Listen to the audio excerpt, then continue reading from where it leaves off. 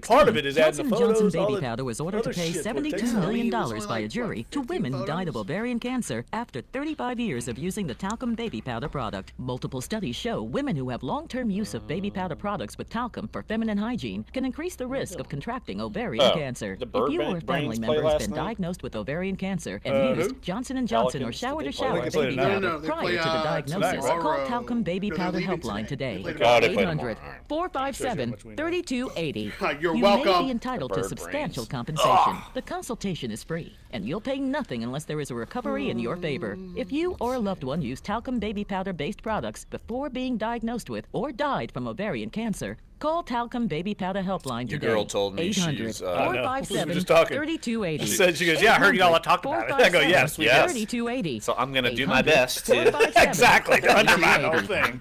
I can already see it. You're going to be like, here's a shot, Catherine, and you're going to head out of town. We are going to Superior. I can already tell it's going to happen. I know it is. I'm going to have like, hey, what's going on, Jeff? Pass the fucking pepper. Oh my God, we're on YouTube. It's okay. Jesus. Dropped an F-bomb. Sorry, people. That's 2 this week. They call it enforced compliance. We're not on air yet, sort of. The penalties and interest compound daily, making it seem Do you want to pop in... 45 seconds. all right, you want to pop in the thing and solving post? tax issues is all they Yeah. do. One call to Optima starts the process to stop the demand. Sorry, raise YouTube. and stop aggressive I got collection carried away. actions. They get to work immediately. You may Did you see curse Miles... again? Yes, Yeah. you may see Miles Brennan against Auburn. Yes. Ogeron's- We have no. He has no idea what he's doing now. I'm fully aware of it. The IRS's tax assistance program. Go Tiger. Go Tiger. For Another beat. a free Go Tiger.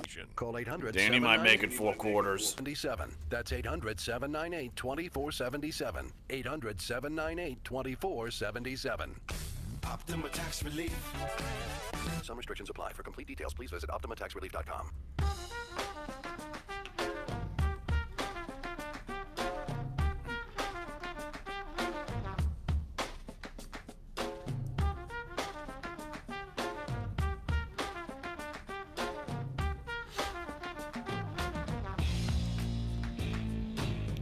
Dunc and Holder on a Thursday, October 12th, live at our NOLA.com Times-Picayune studios on the 32nd floor of the Canal Place building at the foot of Canal Street. Jeff Dunc and Larry Holder. Clyde's day to shine. Maybe, maybe not. So far, so good. He hasn't been gloating that it's Picks Day. Did he just totally bomb out last week? Or No, since- I'm still putting the numbers together, but so far so good. I'm not that bad off. So yeah.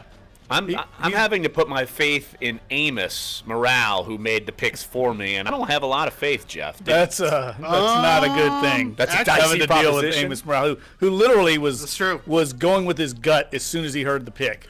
He Well- did no research. It well, was just right now like, his- I'll go with Utah. Larry, I think right now, I think you should be pretty happy. Wow, Amos did me right. Yeah. All right. We're trashing Amos when he's not around. There's no we here. I'm not trashing anyone. I was potentially trashing Amos, but look, he, because he filled in for me last week. But look, we got a great show coming up today. Lots to talk about. I'll just run down the guest list real quick here. At 10:45, we will talk with AL.com columnist Kevin Skarbinski, LSU, Auburn. Of course, huge matchup coming up Saturday afternoon up in Tiger Stadium. That is a 2:30 kickoff. Second week in a row, LSU's got the 2:30 kickoff. So look, they're back, man. Oh, it's sunshine and roses up in Baton Rouge. So we'll talk with Kevin Skarbinski about Auburn because look, they're coming in on fire. So that's obviously a huge matchup.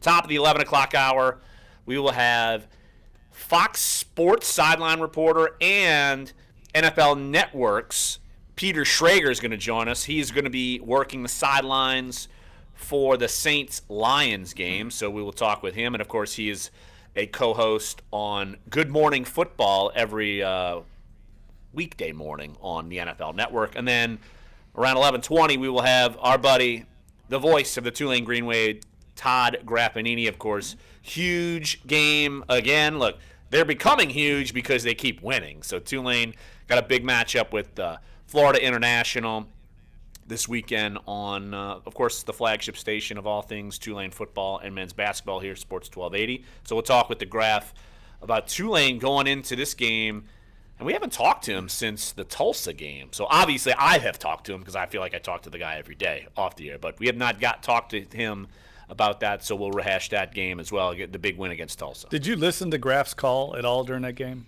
I listened to the first quarter because I was in a wedding that had to get moved up from 7 p.m. to 2 p.m. because Mitch Landrieu put up a bogus curfew on a storm that didn't hit us. So yeah, I only listened to a little bit. The funny part of it, I think we talked about it earlier in the week, was Graf was monitoring the radar of Nate's approach because he was so concerned that the game was going to get canceled before halftime and it wasn't going to count in the win-loss column. And clearly Tulane was so far ahead. That is typical Todd. He was panicking, calling out, "Oh, this thing's moving into the mouth of the Mississippi. Oh my God!" Meanwhile, and we're up 48-7. The Green Wave is out on the field, driving up and down on Tulsa, and it ended up being all for naught. But I do understand his trepidation. Yes, so we'll talk about that, and we got a couple of open segments. We will fit in your phone calls. 504-260-1280 is the number to get involved. Also,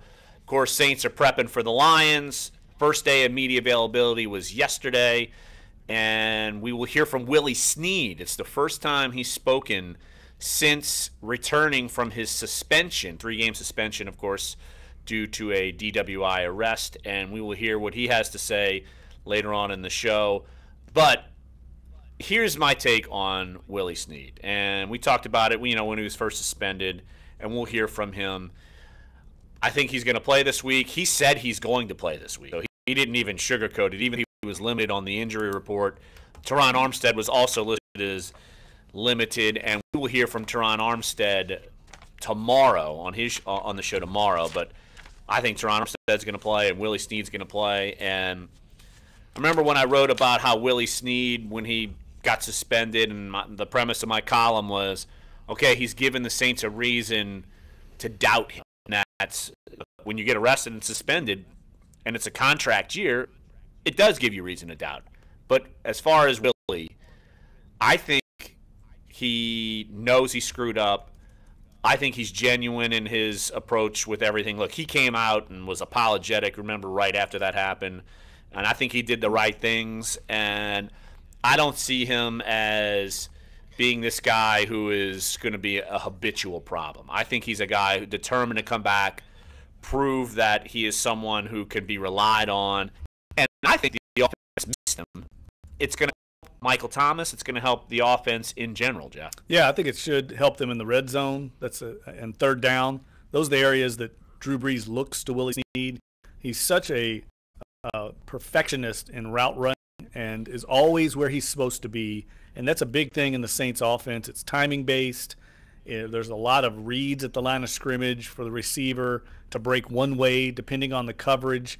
And that's why you see when a lot of receivers are in there, like Tommy Lee Lewis, guys like that are breaking their way into this offense. You see a lot of errant balls from Drew Brees, and you know that Drew Brees knows where the ball is going. That doesn't happen with Willie Snead very rarely because he always knows where he's supposed to go. And there's no doubt it's going to help. And having Teron Armstead back is going to be a huge help. Now they're back to almost full strength. Alex Anzalone is out. Spartan Coon's out. But for the most part, of the key positions, the ones you really need to win, they'll be back to full strength except for Delvin Breaux. Well, Zach Strief, you're missing him. But I feel like Ramczyk is almost like a starter now. Armstead? Yeah, Armstead's good. That's what I'm talking about. Yeah, Armstead, he wouldn't give away that he's going to be playing, and I just told him, I put it on Twitter yesterday, and I said, look, I'm just going to say you're going to play. I'm just going to assume you're going to play, and I'll take care of it for you. And he just looked at me and smiled, but you could tell he's giddy to get back. And like I said, we'll play some of the audio from his chat with the media tomorrow. Also, Drew Brees spoke to the media yesterday, and the topic of the conversation, of course, was that Adrian Peterson is gone. And did you see Peterson's quotes from Arizona? That he was basically what? Praying. Thankful that he left. He said, I'm not lying. Let me read it. I'm not lying. I'd be lying if I said I wasn't ecstatic to get out of there or something like that. Right, and you can't blame him. Look, it's not like Adrian Peterson was this massive malcontent. I think he just knew the writing was on the wall and didn't want to change the scenery. I'd be lying to say I didn't want to change the scenery. Right. Well, and then he sees that he was going to be phased out. And it's funny, Jeff, that the way you were talking about it yesterday, I forget if it was on or off air, but it was kind of the same way that Sean Payton sort of phased out Deuce McAllister when his time was up. He shifted away from the tall downhill runner and went with a Pierre Thomas and a Reggie Bush, and it's a similar thing here because you could basically say Pierre Thomas is Mark Ingram now and Reggie Bush is now Alvin Kamara. Right. I mean, it reminds me more of when, say, they went away from Reggie Bush to Mark Ingram, or when they went away from Ricky Williams to Deuce McAllister. I remember distinctly Deuce McAllister hardly played his rookie year because Ricky Williams was the lead back, and then they were playing late in the season in Atlanta, and McAllister got in. He got very few touches that year, got in and ran one in mop-up duty about 60 yards for a touchdown, and that opened the staff's eyes, and they said, this is the guy we need to go with because Ricky Williams hardly ever broke any long runs. And they ended up moving Ricky Williams in the offseason. And I think Kamara has done that enough. They've seen enough of him to say, let's move on because this kid's got it. Right, exactly. You wrote a column about it, and I agree. And Sean Payton admitted it, basically saying, we felt so comfortable with Alvin Kamara, we're going to ride with him. And he hasn't been shy about his affection for Alvin Kamara. Let's take a quick phone call right here. And then we'll take our first break of the show. 504-260-1280 is the number to get involved. Brother in Metairie. Brother, with the theme song. What's up, guys? How y'all doing? What's up, buddy? Thanks for calling in. What you got? All right. First, I want to talk about Saints. But did y'all see this great Troy team last night that beat LSU? They looked really great last night. I don't know if y'all saw the game. No, it didn't I at did. all. What was the score? Oh man, they got trounced. By who? South Al. My bad football team. No, South Alabama's good. You're wrong about that, brother. They got a good team. South Alabama's first win came. Oh no, I'm thinking of UAB. That's what I'm thinking. I'm sorry. You're right. So South Alabama stinks. They 1-4. They terrible. Well, anyway, about the Saints. I don't know about. I got a good feeling about this game. I want to know how y'all feel about it. Hey, brother, appreciate the phone call as always. And as the week goes by, I'm feeling more confident that the Saints can win this game. And I'm going to have to make my prediction today in print and online. And I'm totally blowing the tease part of my pick. I'm going to pick the Saints to win. I picked them to win. A close game. I think Detroit laying an egg last week really had a bad performance. They're going to come out spitting nickels, and they will be tough. But I think the Saints are playing so well. And I'm telling you, getting back Terron Armstead and Ryan Ramczyk has played, put him at right tackle, this is a formidable offensive line. I would say maybe the best offensive line the Saints have had since the Super Bowl team, and definitely one of the best in the NFL. They're going to be able to ride this offensive line the rest of the season, assuming everybody stays healthy. Well, and you look at, we've talked about it, the handcuffs are off for Sean Payton. They're gone. You don't have to worry about Adrian Peterson. You can run and play you want with either back in the game. I mean, you had to make this deal. They were going to phase him out anyway. If there was going to be no trade, Adrian Peterson was going to be on the bench anyway. But the handcuffs are off. The offensive line is going to be a strength. There's no doubt about it. And you're getting Willie Snead back. So this thing, their offense is only going to get better with these additions coming up here. And Ramczyk should only get better. Kamara should only get better. Those are young players, rookies. They're trending upward, as are the Saints, I think. Absolutely. So let's take a break right here on the show. Once again, we'll have Kevin Skarbinski, AL.com columnist, coming up 10:45. We'll talk LSU Auburn. But next, I want to talk about Ed Ogeron and his radio show. And I mean, is he a schizophrenic? I'm convinced. I think he's schizo. 1 week it's Danny Etling. Now it might not be Danny Etling. I don't know. Who knows? But we'll talk about that coming up next here. Sports 1280, NOLA.com, the iHeart Radio app. We're Dunc and Holder.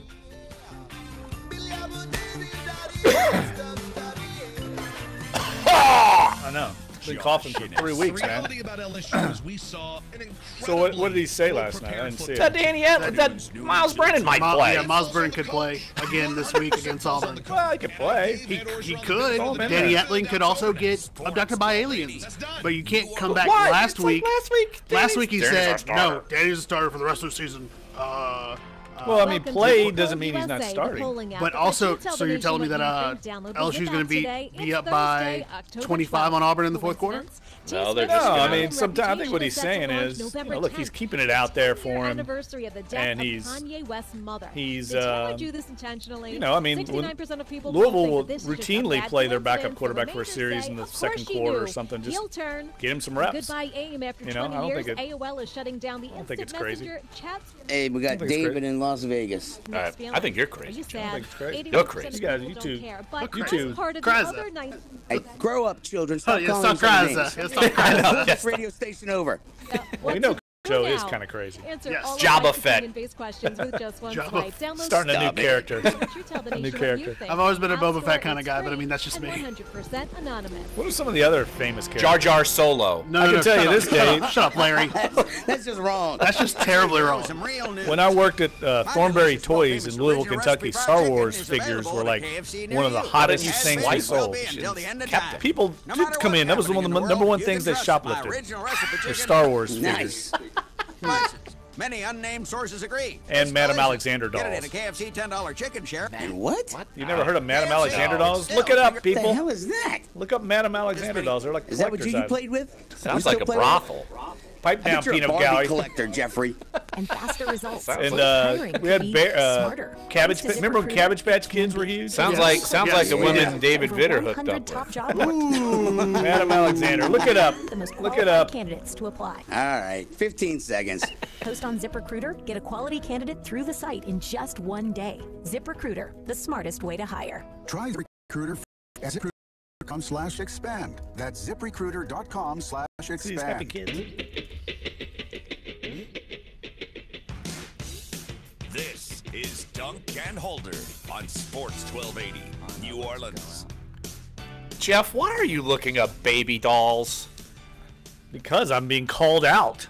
My toy expertise is being questioned. I don't know if anybody's calling you out so much as we have a lot of questions, and you're gonna need to go more in depth about your prior job history. I worked my way through college in Louisville, Kentucky at Bashford Manor Mall at Thornbury Toys. It was a local toy dealership.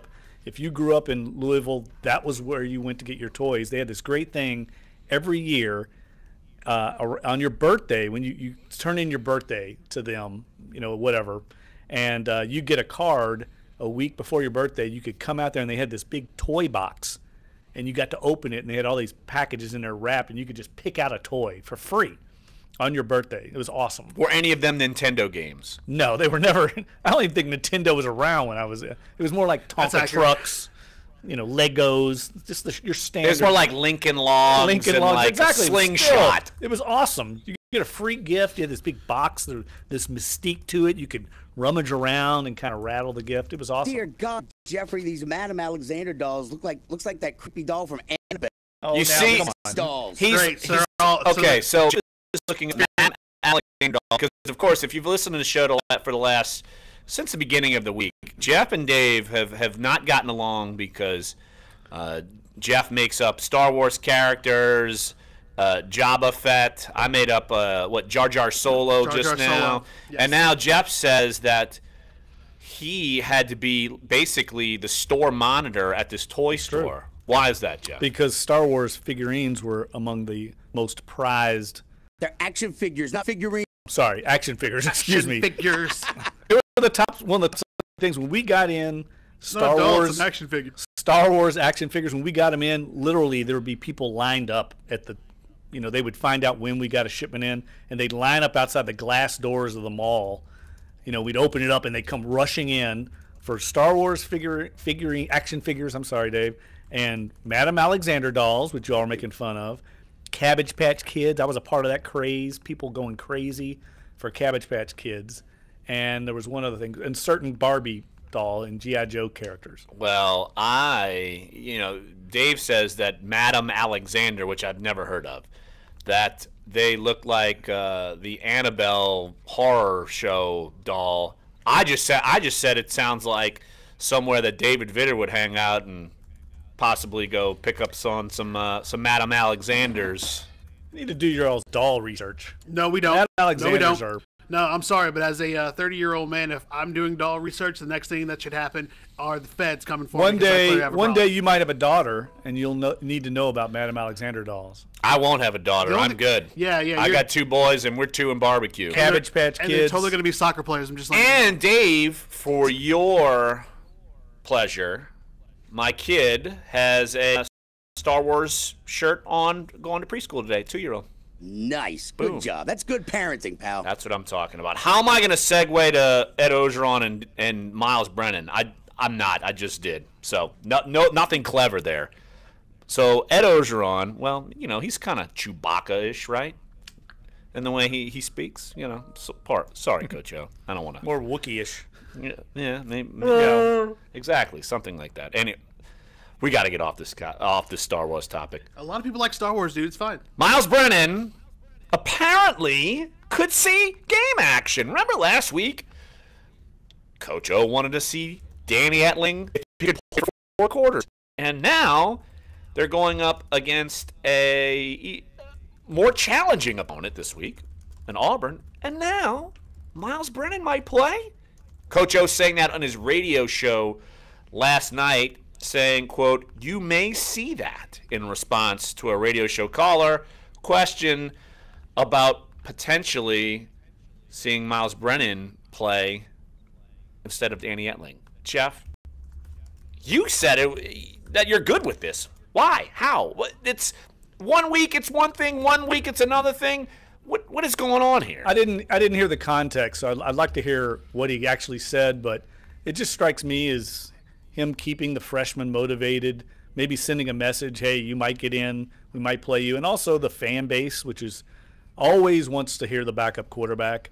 I don't read too much into that. I think if the opportunity came around, he would work him in, but I don't think he's committing in any way to putting Miles Brennan in. I think he's just saying it could happen. I think maybe we're reading too much into it. But again, I didn't hear it. You did. I didn't. No, I didn't hear it either. Oh. I have the unbelievable. I have the quote from. I'm reading our story from Chris Dave. Yeah. In one of his tweets, he says, quote, "It may occur. It all depends on how the game is going. It all depends on how Danny is playing, on if Miles Brennan will get SEC snaps, #LSU. So what's crazy about that? I mean, what's so earth-shattering? Well, we were talking about this during the break. I get your point, and I think that's a very astute point of saying, fans are always clamoring for the backup. The backup is a highly recruited player out of high school. But you're going up against the number 10 team in the country in Auburn. I have to go look at the lines for the game today for our picks, but I would imagine that Auburn's going to be slightly favored, even though you're playing at 2:30 in the afternoon. I think the last thing that you need to worry about, and I think the last things the fans need to worry about, is whether or not Miles Brennan is going to play. Miles Brennan is not going to leave LSU. I can almost guarantee it. He is going to be the quarterback of the future. If that means you're the quarterback of the future later on in the season when you're playing Ole Miss, Texas A&M, Arkansas, unranked teams, that's fine. But when you are coming off one of the biggest wins of your season to keep your season alive at Florida, and you're playing another top 10 team that has started to hit its stride in Auburn at home, the only thing you need to worry about is trying to replicate what you did in the Swamp and bring that to Baton Rouge to try to get another win. Auburn's a 7.5-point favorite. Yep. That seems a lot. That is. I wonder which way I'm going to go on that game. See the trap? Don't fall for the trap. Is that you're saying? What is it? I forget it. No. In your Cartman voice? See the trap, identify the trap, use the trap to your advantage. Respect my authority. All right, we're not back on that Cartman theme. Yes, Thanks, Dave. God. That's what I'm Thanks, talking bud. about. 7.5. Is that the largest underdog that LSU's been at home since maybe other than Bama? It's got to be Bama. Yeah, right? yeah. It That's has a to lot. be. Yeah, it has to be Alabama.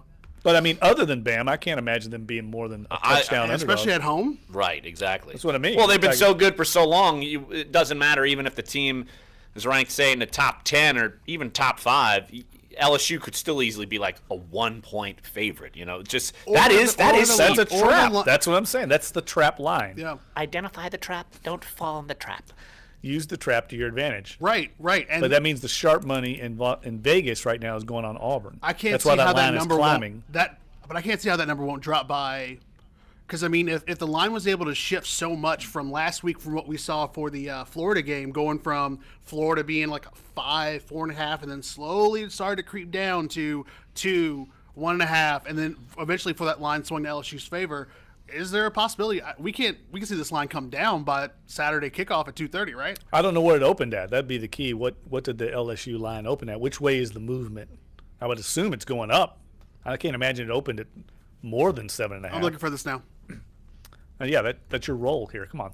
It's his day to shine. It's Thursday. I provide a lot of things here. I don't care what you say. You are a Duncan Holder soccer correspondent. When we walked out of the show yesterday, I even told Jeff, I was like, thank God Clyde was here because I don't know anything about soccer. And I'm glad you had your time to where you were very detailed and expertise. Thank you. I appreciate that. And I had no idea what you were talking about. And then in the final segment, it was like, okay, I sort of understood where you were going. But, you know, me, like I said, I am dad who goes and watches his 6-year-old play soccer. And I'm soccer guy who watches the World Cup. And that's the only time I watch soccer. Which is not terrible. I would actually go and borderline say, I think if you watch the World Cup this summer, and this is what I've seen a lot of friends talk about, is that seeing as how we no longer have a rooting interest, I would actually implore people to watch the World Cup even more because we don't have a dog in the fight, but then you can kind of see where the U.S. is like, wow, if we look like these teams, or if we could figure out how to look like these teams, I can understand what they're saying now.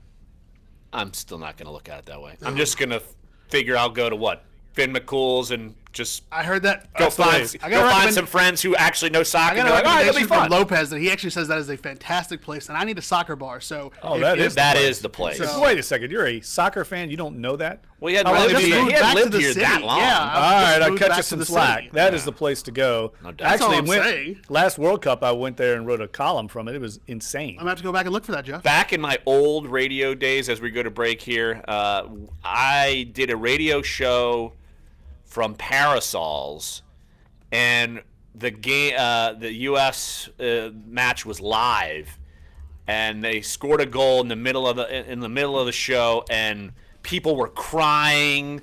It was insane. No, I think U.S. actually won that day.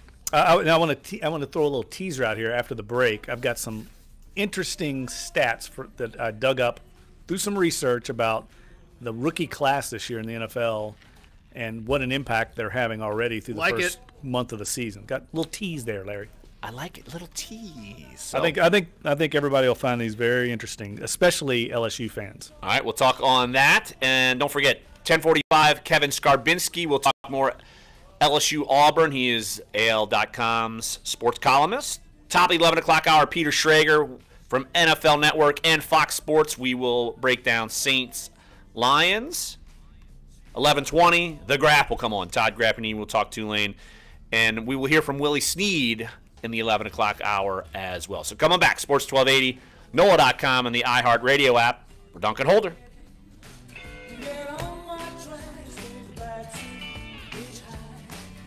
Speaking of schizo, that might have been the most schizo segment we've had. We touched so many things. It was fantastic. Happy Thursday from the Fox 8 Weather Center. I'm meteorologist Shelby Latino, and temperatures will climb into the upper 80s soccer, this afternoon. we got in Madam, warm and dry conditions baby dolls. are expected under plenty of sunshine. We'll see temperatures falling into the upper 60s on the North Shore overnight and the low 70s on the South Shore, with a little bit less humidity as we head into your Friday. David Vitter, haven't gotten a chance to get in my shot on our wonderful Lieutenant Governor yet, but that will be coming. Delicious and healthy? Ask for Alaska Seafood, wild and sustainable at your local grocer. For quick and easy that could be a Star Wars character, Jabba the Nun-Guesser. Yeah, Jabba the Nun-Guesser. Jabba will come to our state. That was in February 2016. Johnson & Johnson baby powder ordered to pay $72 million by a jury to women who died of ovarian cancer after 35 years of using the talcum baby powder product. Multiple studies show women who have long-term use of baby powder products with talcum for feminine hygiene can increase the risk of contracting ovarian cancer. If you or a family member has been diagnosed with ovarian cancer and used Johnson & Johnson or Shower to Shower baby powder prior to the diagnosis, call Talcum Baby Powder Helpline today. 857. you may be entitled to substantial compensation. The consultation is free, and you'll pay nothing unless there is a recovery in your favor. If you or a loved one used talcum baby powder-based products before being diagnosed with or died from ovarian cancer, call Talcum Baby Powder Helpline today. 800-457-3280. When you can drive a truck. 3280. You got a job, my friend. 457-3280. Oh, yeah, talk with Morstead about your adventures. He did? Yeah, yesterday for a while. Thought it was great. Yeah, he was hilarious. Yeah. He was overwhelmed. I mean, he had like people everywhere and his kids with him. But yeah, I'm bringing it. We're getting V-Loxes. Oh, nice. Led the best of 5 to the game on Sunday. Yankees manager Joe Girardi. The emotions. I mean, these guys had my back, and they fought, and again, they beat a really, really good team. Being sick didn't keep Steven Strasburg down as the Nationals shut out the Cubs 5-0 in Game 4 of the NLDS at Wrigley Field. The Nats ace tossed 7 scoreless and struck out 12 to get the win. My energy wasn't really through the roof, so I think it was easier for me to manage it. So, I just focused on just one pitch at a time. The deciding Game 5 tonight in D.C. The Red Sox announced Wednesday manager John Farrell will not return next season after Boston eliminated. Is that a surprise? I didn't know. Red Sox?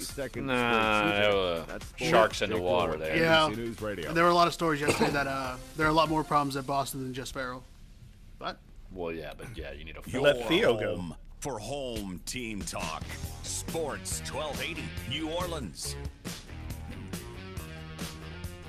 Dunc and Holder back at you, and Leonard Fournette is already in the Pro Football Hall of Fame. Did you know that, Jeff? He's already there. Hashtag blessed. What an impact. Number 2 in the league in rushing. 466 yards. Started all 5 games. The 2 leading rushers in the NFL are both rookies, Kareem Hunt and Leonard Fournette. And that was the theme of my column, is the rookie class is dominating. Usually it takes a year or so for these guys to get in and make an impact. Not this year. There's 35 rookies starting. The Saints, until Alex Anzalone got injured, were the only team in the league had 4 rookie starters. One other team has 3 rookie starters, the Houston Texans. But what's interesting is LSU has 4 rookies starting. Trey White up in Buffalo. He's been a stud. Yeah, he's leading the league in passes defense with 11. People picking on him, obviously, because he's a rookie. Kendall Beckwith starting in Tampa, in part because of an injury to Levante David, but also because he's playing really well. He is leading the Bucs in tackles with 32, which ranks 7th in the NFL. We know about Fournette. And then Jamal Adams, who doesn't have a ton of stats, but he's dominating up in New York at strong safety. He's starting alongside another rookie, Marcus May from Florida. 2 rookie starters at safety. Jamal Adams has 25 tackles, a sack, 2 tackles for loss, and 2 passes defensed. And they're talking about him being a Pro Bowl level player already. So that speaks well of this LSU class. Alabama has 5 rookies starting. They've got Cam Robinson, left tackle for the Jaguars. Reuben Foster starting at linebacker for the 49ers. O.J. Howard, tight end for the Bucs. Dablin Tomlinson starting at defensive tackle for the Giants. And Jonathan Allen, defensive end for the Redskins. Amazing. The SEC just continues to put out players, and they step right into the NFL and make an impact. I'm also looking up to see how much playing time is Duke Riley getting. I don't know if he's necessarily starting, but he's seeing playing time early. Yeah, I think he's started some games already. You're right. And Zach Cunningham, the linebacker from Vanderbilt, starting for the Houston Texans. Until Deshaun Kaiser got replaced this week by Kevin Hogan, you had 3 rookie quarterbacks starting, and Mitchell Trubisky, Deshaun Watson, and Deshaun Kaiser. And then, there's some other crazy stats. I mean, this kid coming in for the Lions, his name's Agnew. I forget his first name. He's a cornerback. He's a rookie. He's leading the league in punt returns. He had an 88-yarder for a touchdown. You just got a lot. T.J. Watt is among the sack leaders in the league. He's been starting every game for the Steelers at outside linebacker. Malik Hooker, who a lot of people like from Ohio State, has 3 interceptions, which is tied for second in the league for the Colts. So a lot of rookies making impacts. Very unusual. Well, yes. And you look at Marshawn Lattimore. Look, he's come in and he has been as advertised for the Saints. And usually, especially at cornerback, that is a tough position to come in and be a contributor, right, or be good, because you could be picked on, like you said, Tre'Davious White as well. And those are, look, Lattimore and White, both of those are guys I could have pegged to the Saints, and they probably wouldn't have gone wrong either way, honestly. Larry, to answer your question, Duke Riley has played in all 4 games. He's started 3 of them. He has 13 tackles, 7 assisted, 6 solo. So he's essentially a starter. Right. There's a lot of guys like that aren't even counted in these numbers. There's 35 rookies starting, 18 in the NFC, 17 in the AFC, and that doesn't include guys like Christian McCaffrey, who's technically not a starter, but come on, he's playing starter level snaps. Right. There's a lot of guys like that playing in sub packages. The kid in Green Bay, Kevin King, the cornerback, he's their nickel back. He's on the field for 65% of the plays there. So a lot of rookies coming in making impacts. And I just think about how good was that Ohio State secondary a year ago. Marshawn Lattimore, Malik Hooker, and Garin Conley, all 3 playing big-time roles in the NFL as rookies. And you look at what the Saints did, and no more Adrian Peterson. They, of course, are going to be going Mark Ingram, Alvin Kamara. And it's one of the reasons why it's still, I'm not going to say it bothers me, but it still puzzles me. Seems to bother you a little bit. A little bit. Yeah. Maybe it does bother me a little bit. Just a smidge. Just a smidge. Why are you so bitter, Larry? You sound like you write a column. You're so bitter about it. Well, Adrian Peterson should have never been a Saint, because look how well this rookie running back class is. And when Sean Payton was talking about the rookie running back class, he was gushing over the class. He even said that he felt like in rounds 2 and 3 that running backs who are drafted in that round are going to play and make an impact immediately in the NFL, and he is exactly right. Well, the best one of the bunch so far, Kareem Hunt, I think was the 6th running back taken. And all the ones ahead of him have been great players so far. I mean, Dalvin Cook was starring until he was injured. He would be, he was the number 1 guy until he got hurt. Right. Christian McCaffrey's been the best perimeter player in the Carolina offense. We know about Kamara here. He's technically not a starter, but he's arguably had more impact than any of the rookies here in New Orleans so far. So, this rookie running back class is epic. It's one of the best we've seen in a long time, and Fournette's leading the way right now, 466 yards in a ground-based offense with no quarterback. You know, everybody that plays Jacksonville is loading up against the run, and he's still getting it done. Guys, do you think it's a cyclical kind of thing in the NFL in terms of, as I drop my pen, one of those things where I feel like, especially over the course of like the last few years, we've talked about how in order for NFL teams to feel like they have a legit shot at, number 1, making the playoffs, having a winning season, and going to the Super Bowl, it's about what key free agent pickups can you get to like help bolster your team. But are we at a point where rookies are kind of having a bigger immediate impact to like help a lot of these teams? Because, we're talking about how good, at least how better Buffalo's been, how good Jacksonville has been so far. Is it kind of a cyclical thing where we go from rookies need to be in more to we need to get a little more veterans, and kind of going throughout that flow, throughout what you guys have seen, throughout what you guys have watched already? I don't know if it's necessarily cyclical, because some rookie classes are just better than others. I mean, talent-wise. We heard going into this draft how well the running back class is going to be, and it's the case. And I think it just depends on that crop. Now, look, do rookies come in and make impacts right away? There's no doubt. Look at the Cowboys. Dak Prescott and Zeke Elliott, they were nothing before those 2 guys came in, and they came in at the same time. But some of it's also his opportunity. Things happen. Guys get hurt, and you get thrust into a role. Duke Riley, I think, kind of fell into that. So did Kendall Beckwith.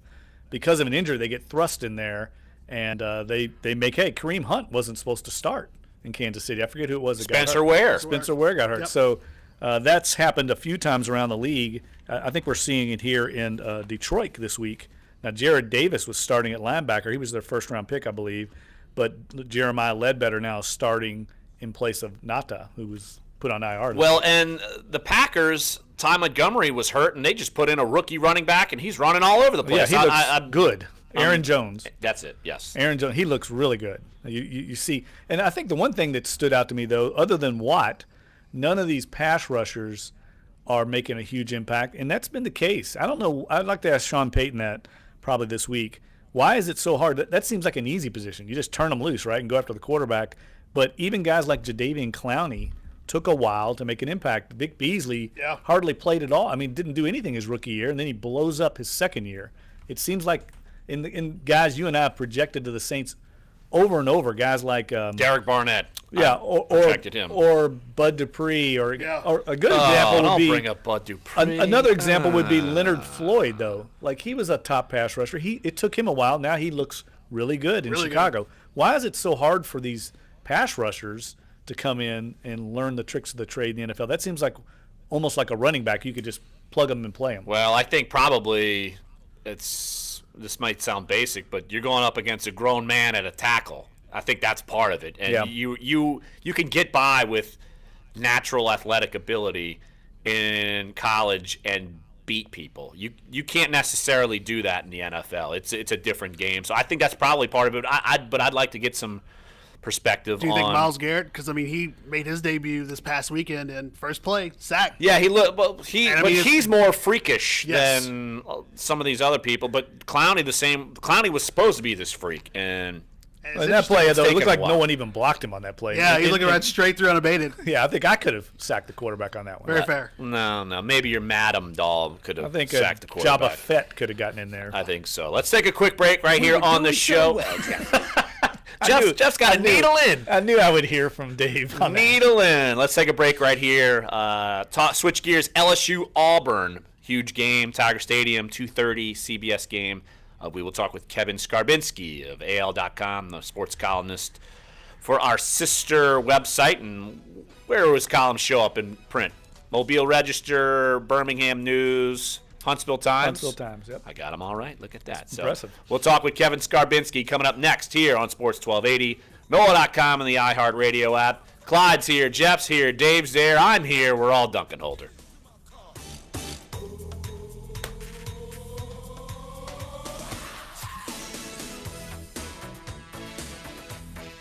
Jordy Holtzberg. Defense is non-existent. 2 till 4. They've got 7 new defensive starters, 3 new defensive coaches, and the same old embarrassing results. Sports 1280. The $9 million man, Sean Payton, is going to have to figure it out. New Orleans. Objectified. Life stories of innovators, celebrities, and world leaders. Told through cherished objects which have profound meaning. Super achievers like Tyler Perry, Mark Cuban, Martha Stewart, and Shaq show me, Harvey Levin, sometimes material things do matter. Objectified, airing twice Sunday, 8 p.m. Eastern, 5 Pacific, and again at 11 p.m. Eastern, 8 Pacific, only on Fox News Channel. If you've fallen behind on your taxes, you know that the IRS is already coming for their money, and they'll get it too by garnishing your wages or maybe even taking your home or business. They call it enforced compliance, and you'd better watch out because the penalties and interest compound daily, making it seem impossible to ever get out of debt. You need to call the experts at Optima Tax Relief. All right, we got Kevin. Cool. Skarbinski. Yep. Optima starts the process to stop the demand letters and stop aggressive collection actions. They get to work immediately, fighting to protect your assets and helping you put your tax problems behind you. The IRS writes off millions every year, and Optima knows all the ins and outs. All right, 1 minute. IRS's tax assistance programs that could save you thousands. So what are you waiting for? Call Optima now for a free consultation. Call 800-798-2477. That's 800-798-2477. 800-798-2477. Optima Tax Relief. Some restrictions apply. For complete details, please visit OptimaTaxRelief.com. The future is bleak for a child living in poverty. No school, no dreams, no hope, but you can change all that when you become a Compassion Child sponsor. Just a little more than $1 a day brings hope. Find out how at compassion.com/radio. Kohl's home sale is going on. Stop in and pick up Cuddle Dud sheets for only $29.99.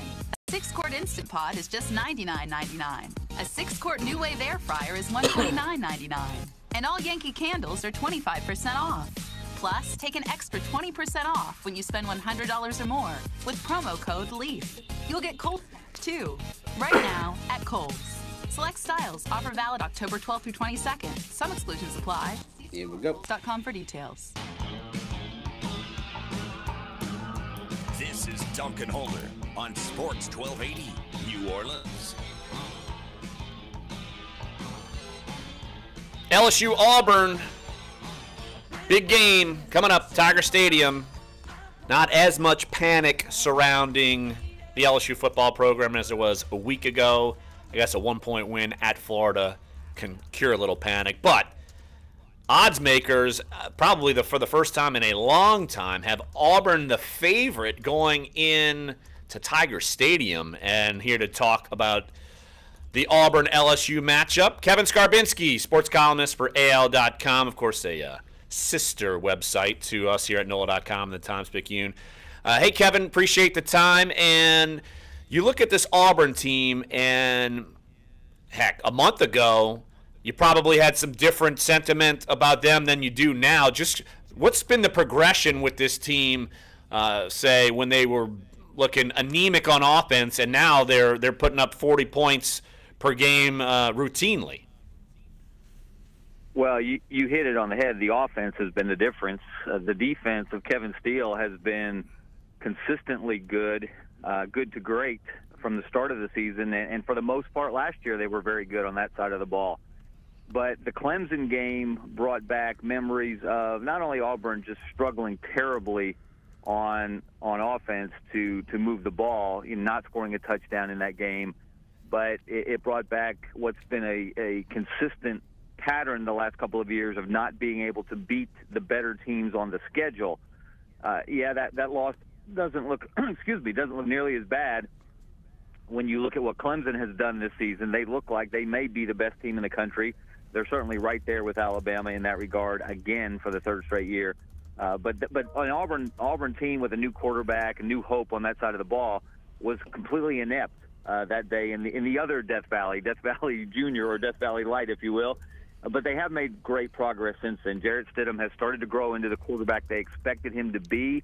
The offensive line has actually given him time. Clemson was all over Jarrett Stidham in that game, and that's LSU's best hope, is to put pressure on him. But when he has time to throw, he's been incredibly accurate. He's the most accurate passer in the SEC, one of the tops in the country.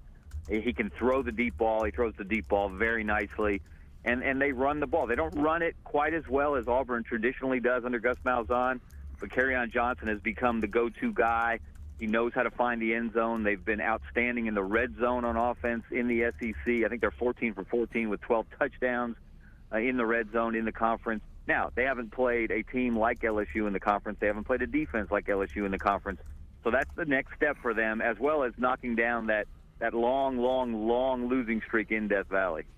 Kevin, your column today focuses on someone that LSU fans are quite familiar with, Kevin Steele. You mentioned him earlier, the defensive coordinator at Auburn, and of course left LSU a couple of years ago during the kind of Les Miles imbroglio at the end of the season.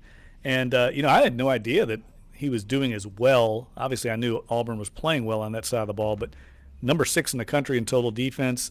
And you had some insight in there that I was unaware of, that did he actually consider retirement before ending up at Auburn? I thought that was interesting. Yes, that's my understanding of the situation, that even though they changed their mind in firing Les Miles at the end of the 2015 season, my understanding is that Kevin Steele was told by an LSU supporter, a very prominent LSU supporter, that hey, yeah, he's coming back, but we're going to get him the next chance we can, and we're going to make it stick. And Kevin Steele's been in this game a long time. He's coached for 36, 37, 38 years, whatever the number is. He's coached at a lot of prominent places, and I don't think he wanted to go through the hassle. I don't think he wanted to see Les twist in the wind any longer. He has, from what I understand, a great deal of respect for Les, and really went to LSU with the intention of that being his last job. But he saw where that thing was headed. Even though they did bring Les back for the 2016 season, he didn't want to be a part of it. He did contemplate retirement, I understand, rather than go through that again. And it just turned out to be fortunate that Auburn was in the market for a defensive coordinator. Will Muschamp had moved on and gotten the head coaching job at South Carolina.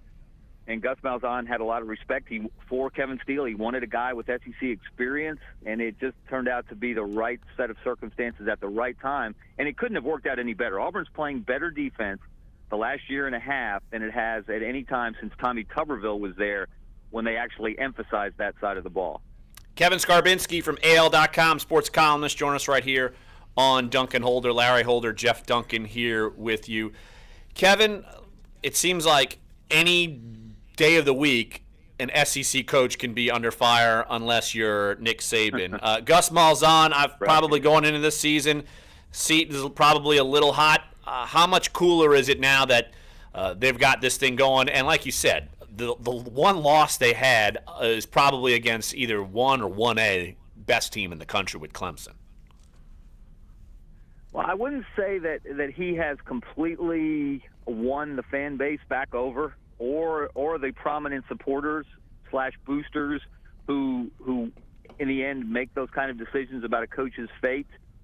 Because and this is an amazing stat I dug up this week, and looking back, as Auburn moved into the top 10 this week in the AP poll at number 10, they played 18 of Gus's first 29 games at Auburn as a top 10 team. They've only played one of their last 30 as a top 10 team, which is an astounding slide if you think about it. And they will be a top 10 team Saturday night when they go to Death, or Saturday afternoon when they go to Death Valley. So that's another indication of how the program has slid. And yes, they are on a winning streak. They had a 6-game winning streak at midseason last year, and then injuries really derailed them, and they lost to both Georgia and Alabama. They've lost 3 straight to Georgia. They've lost 3 straight to Alabama. And if they run the table from Clemson until the Georgia game, that alone will not be enough to win back the fan base in Gus's favor. It won't be enough to win back the key supporters in Gus's favor. He's got to show he can win big games against the best teams on the schedule. LSU isn't quite what LSU has been, but that's I don't want to say a must win, but it's pretty close. And then when they get to that amen corner, as Pat Dye called it, when they play Georgia and Alabama, and they've got them both on the plains this year, that's what Auburn people and Auburn boosters want to see. They want to see Gus Malzahn show he can beat Georgia and or Alabama again. Yeah, Kevin, I was actually going to bring that up. That Alabama game to end the season, the Iron Bowl, this is shaping up as maybe another special edition of that great series. And looking around the SEC, I know how Kirby Smart has really improved the Georgia program. They look legitimate. But it just seems like, once again, Alabama, we were just documenting what their rookies are doing in the NFL. I mean, they've got 5 guys starting in the NFL from that team, and yet they just reload. It's mind-boggling what they've been able to do down there. Do you think this Auburn team or Georgia can challenge Alabama this year? I'm sure you've seen the Crimson Tide a bunch this season. I have, yeah. I kind of bounce back and forth between Auburn and Alabama each weekend. If Auburn continues to progress, they can compete with Alabama. If Auburn does not suffer any key injuries, I think they have the chance to compete with Alabama. They would have to play the kind of game they played in 2013, the last time they beat Alabama. Alabama would have to make some mistakes, maybe miss some field goals, although they're much better in that department this year with Andy Papanastos stepping in as their short to mid-range field goal kicker. So, you don't have to play a perfect game to beat Alabama, but you better be close, and Alabama better not play a perfect game from their end the way they did the first couple of SEC weekends against Vanderbilt and Ole Miss. But Alabama is human. We saw that at Texas A&M over the weekend. They do still have some issues in the passing game with Jalen Hurts. He's still a better runner than a passer. But they just have so much talent around him. They suffered a run of injuries at linebacker to start this season that would have crippled most normal college defenses, even good college defenses. They plug in freshmen. They plug in guys that hadn't gotten much of an opportunity to play. The guys who were expected to redshirt as true freshmen, they put them in, and those guys perform. They just have – it's not just that they have more talent than everybody they play, which they do until you get to the likes of maybe a Clemson. It's that they develop those guys. Got a minute and a half. They're willing to work while they're waiting their turn, so when they get their turn, they're ready to step up and play. Kevin Skarbinski, AL.com, joining us right here on Dunc and Holder. Real quick, Kevin, got about 30 seconds left. What's your take on the Ed Ogeron experience at LSU right now? Frankly, I thought it was a mistake and almost laughable that they hired him in the first place. I know you can a person can change in 10 years, but at heart, you are who you are. I don't think he's an SEC head coach. I don't think he's a college football head coach, and I think LSU is going to learn that sooner rather than later if they haven't already begun to learn it. Kevin Skarbinski, AL.com, right here on Dunc and Holder, sports columnist for AL.com. Hey, Kevin, appreciate the insight and the time, and you're going to probably see a pretty fiery game on Saturday, LSU at Auburn. Hey, Kevin, appreciate it. Thanks, Kevin. No doubt. Thanks, guys. All right, have a great day. Yep, you too. That's Kevin Skarbinski, AL.com. That's pretty much how most people feel nationally. Exactly. I mean, we've asked Pat Forty that. We've asked Pete Thamel that. It's kind of universal. Outside of the state of Louisiana, very skeptical about Ed Orgeron. No doubt about it. So hour number 1 is up. Hour number 2 is on the way. We will be talking with Todd Grappanini, voice of the Tulane Green Wave. We will also be talking with Peter Schrager from Fox Sports and NFL Network. And we will have our picks coming up for the college weekend. So come on back. Sports 1280, NOLA.com, and the iHeartRadio app. We're Dunc and Holder.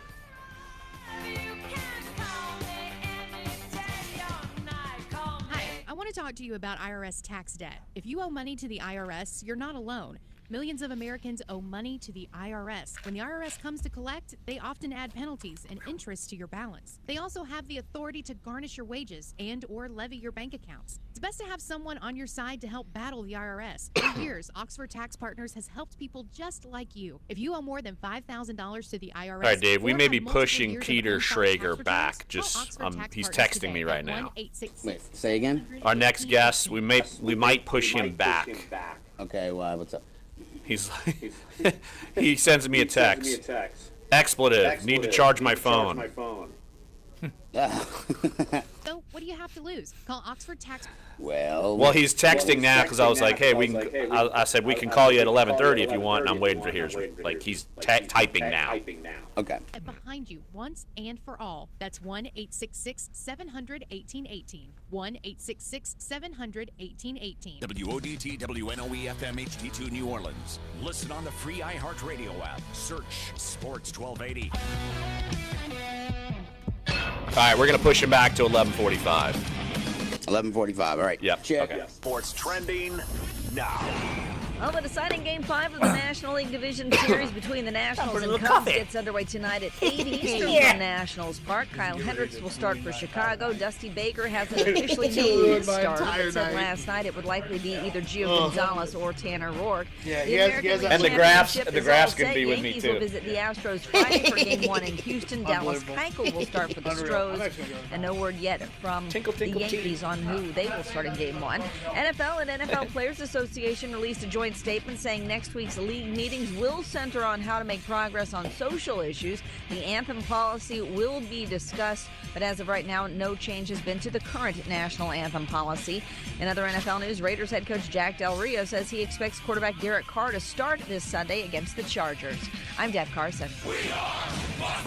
Non-attorney paid spokesman paid for by Fennell Law Group. Attention women who have had breast cancer surgery. Have you or a loved one experienced hair loss or baldness that lasted 6 months or more after using the chemotherapy drug Taxotere? If so, you may be entitled to compensation. Call the Taxotere Legal Help Desk now, 800-800-7134. Many women weren't warned of the side effects and deprived the option to choose other chemotherapy medications that are just as effective without the risk of baldness. Our experienced attorneys will fight for you and get you the compensation you deserve. Permanent baldness can be devastating to a woman. If you or a loved one experienced hair loss that lasted longer than 6 months after breast cancer surgery, call the Taxotere Legal Help Desk now, 800-800-7134.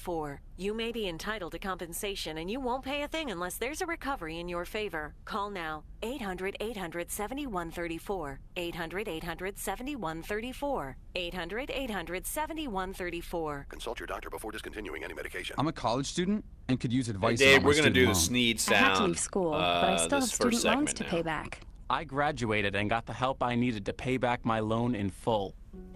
We're the NFCC, the National Foundation for Credit Counseling, with member offices nationwide that provide comprehensive financial reviews and student loan counseling.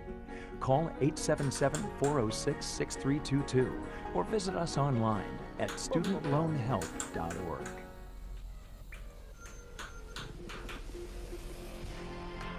Welcome to Zip Poll USA, the polling app that lets you tell the nation what you think. Download the Zip app today. It's Thursday, October 12th.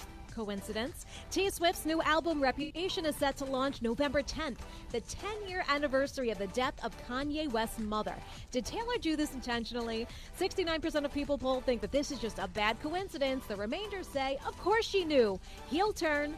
And goodbye AIM. After 20 years, AOL is shutting down the instant messenger chat service in December, and the internet has mixed feelings. Are you sad? 81% of people don't care, but I'm part of the other 19% who still use the original screen name they created in the 90s and have no idea what to do now.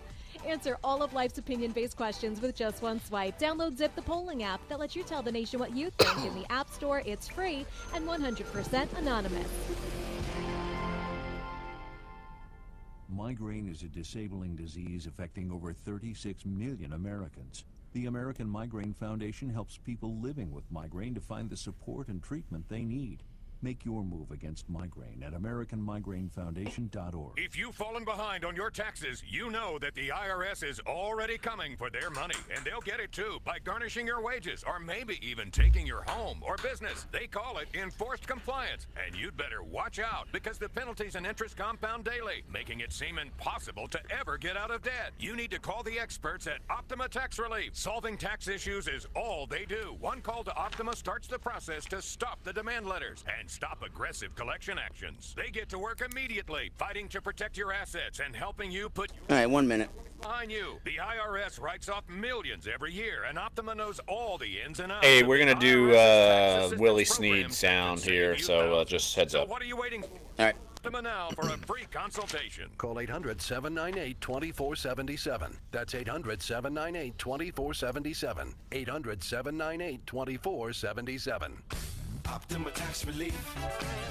Some restrictions apply. For complete details, please visit OptimaTaxRelief.com. I knew I had a problem. I tried counting calories, eating, and eating. Nobody else could possibly understand. We understand. We're Overeaters Anonymous, and we have helped thousands of people stop their compulsive eating and start living a healthy, rewarding life. With OA, I am living again and do, loving it. Start living the life you deserve. Okay. No, with we'll help do from picks, Overeaters Anonymous. Find us on the web at oa.org. 11:30. We can get through that to get to Schrager. Yeah. Yeah, we can get through that to get to Okay. Schrager. Yeah. No.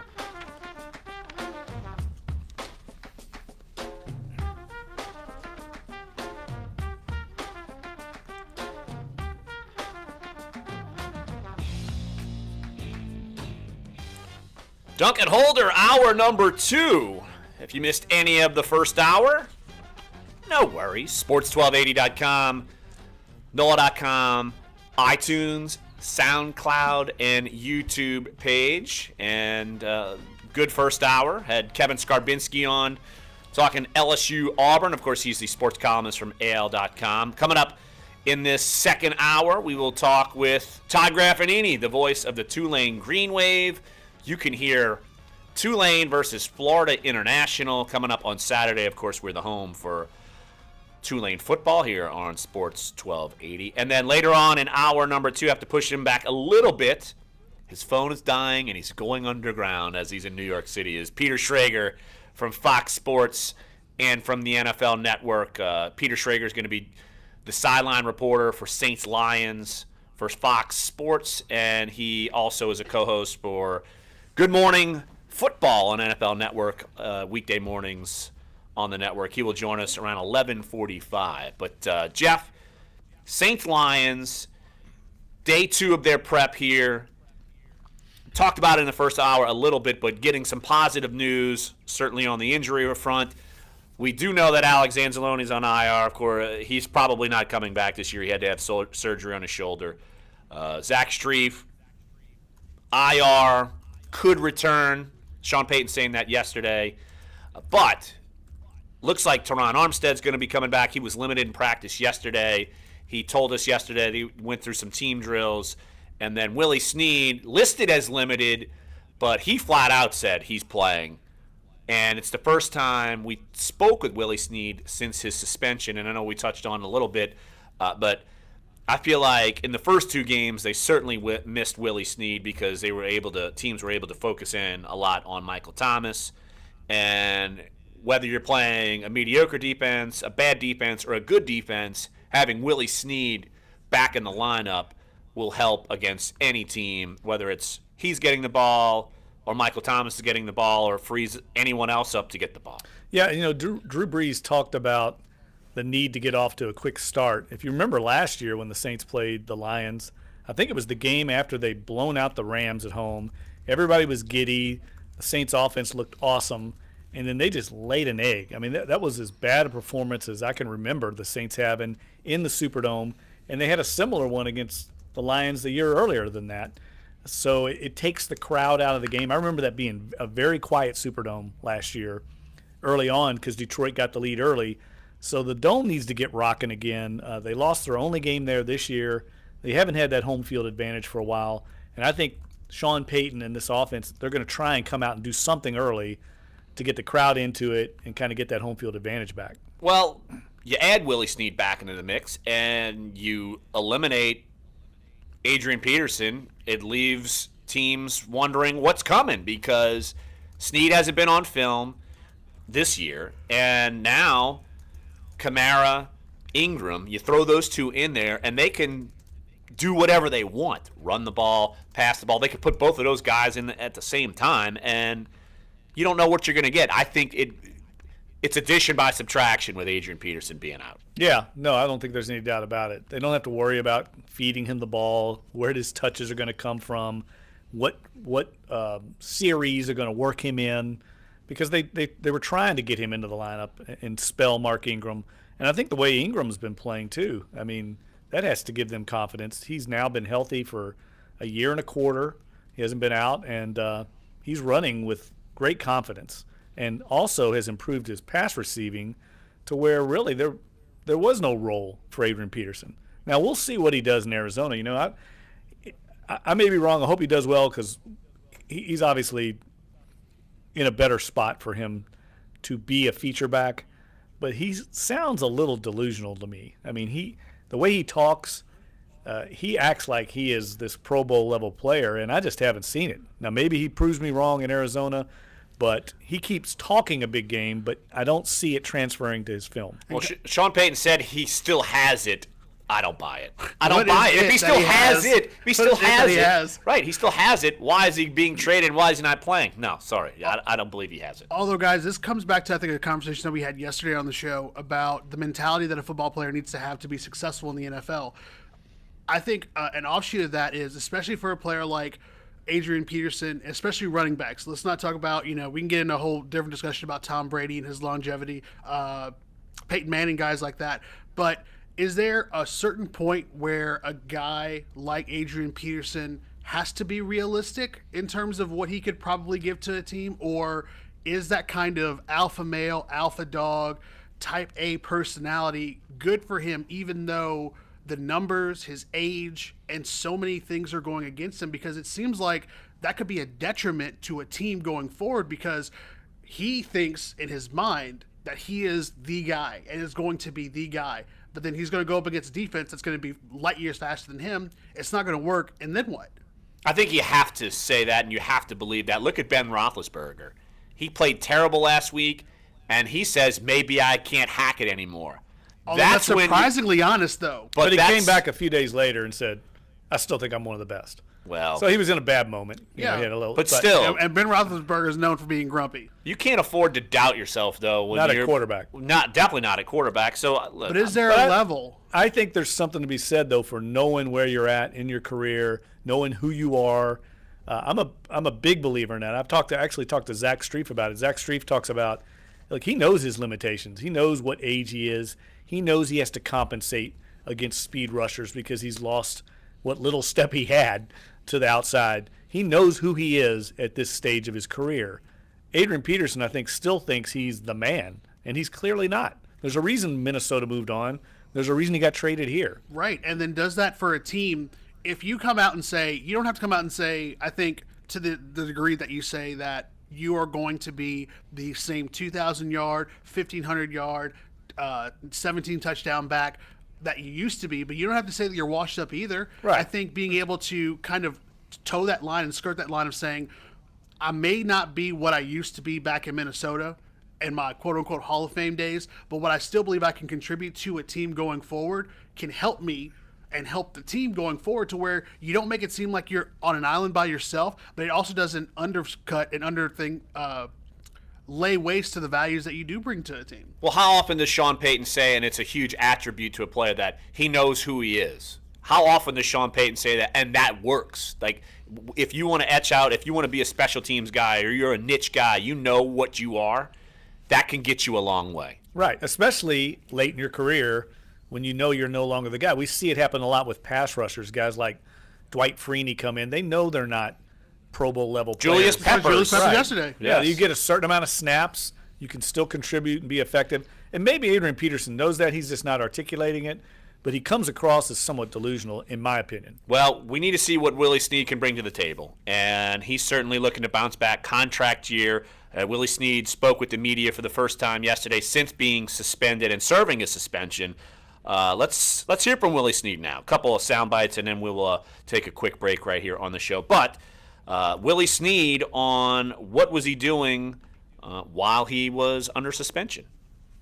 Rehabbing my hamstring, and just hanging around and trying to stay in the loop of things. I thought part of the suspension was that you weren't allowed to leave the facility. Is that different when you're hurt? Yeah, I believe so. I mean, with my injury being as serious as it was, they wanted me to be on site and being able to keep rehabbing all these things. So I think that was the exception. It was able to work. So. And then how tough was that you get back but you can't play, right away? Yeah, that was really tough. I was looking forward to playing in London, and it was just all about being smart at that point and being available for the rest of the year. So it is what it was, and I'm just glad we got the win. That's the voice of our own Josh Katzenstein, and let's hear what Willie Snead had to say if he's expecting that he's got to shake off a little bit of rust. I think it's going to take some reps. I'm really confident, with the game plan and, how things are going right now. So it's just going to be reps, getting those reps before and after practice. And before once I get a couple game reps, I think I'll be back in the loop of things. Now, of course, Willie Snead was suspended for a DWI and 3-game suspension. And here's Willie Snead on where he stands with the DWI.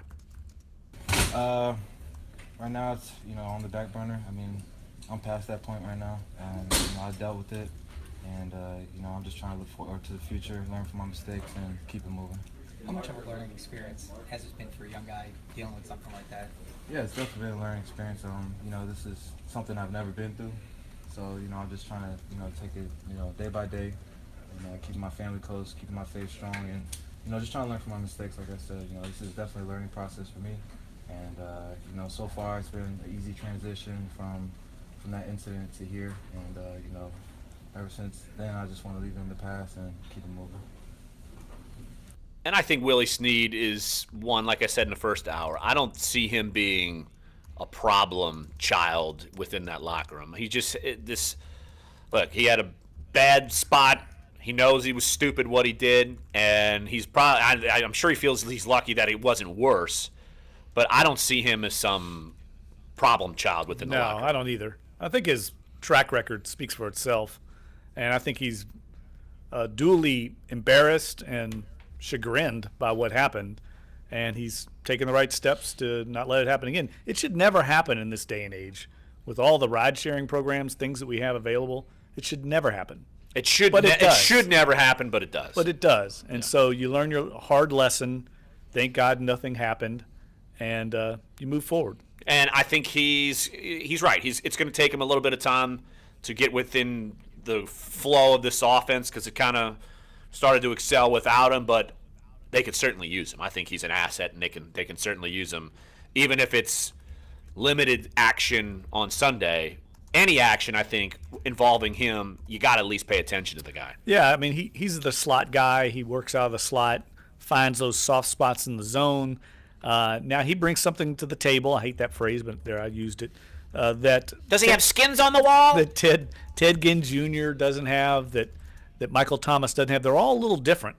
And without Snead, they had to kind of adjust. Now they've got a different element in their perimeter core that is experienced and proven that he can produce. And Jeff, you mentioned it in hour number 1, third down. He is a security blanket on third down. I think that's going to be a big key.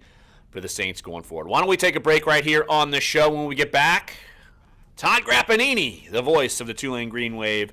We will chat with him. I know he's at Tulane football practice right now and fired up about Florida International. Tulane 4-2, 1-1 in the AAC, and Tulane is a double-digit favorite on the road. Yes, they are. You don't hear that very often, but it just shows you that Vegas was impressed with what they did to Tulsa, and we will talk with Todd about the big win in Tulsa and spin it forward to Florida International. So the Grap coming up next here, Sports 1280, NOLA.com, and the iHeartRadio app with Dunc and Holder.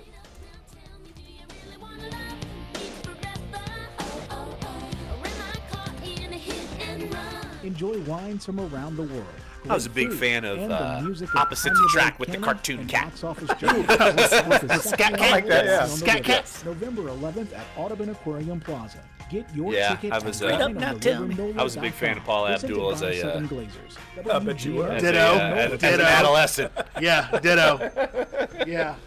And then you saw her on American Idol, and you were just like, why? What? You're like, why? Thinking.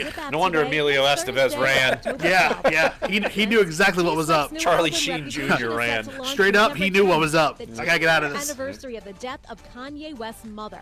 Did Taylor do this intentionally? 69% of people polled think that this is just a bad coincidence. The remainder say, of course she knew. Heel turn. And goodbye AIM. After 20 years, AOL is shutting down the instant messenger chat service in December, and the internet has mixed feelings. Are you sad? 81% of people don't care, but I'm part of the other 19% who still use the original screen name they created in the 90s. That thing that we ran this no week. Idea what We're to like do some kind now. of poll or Answer something. all Or of life's Adrian opinion-based Peterson, questions did you with see just that? one Oh, site. Download that lift or light or the tilt. Tilt. What's that? The tilt is an advanced thing, right? It is.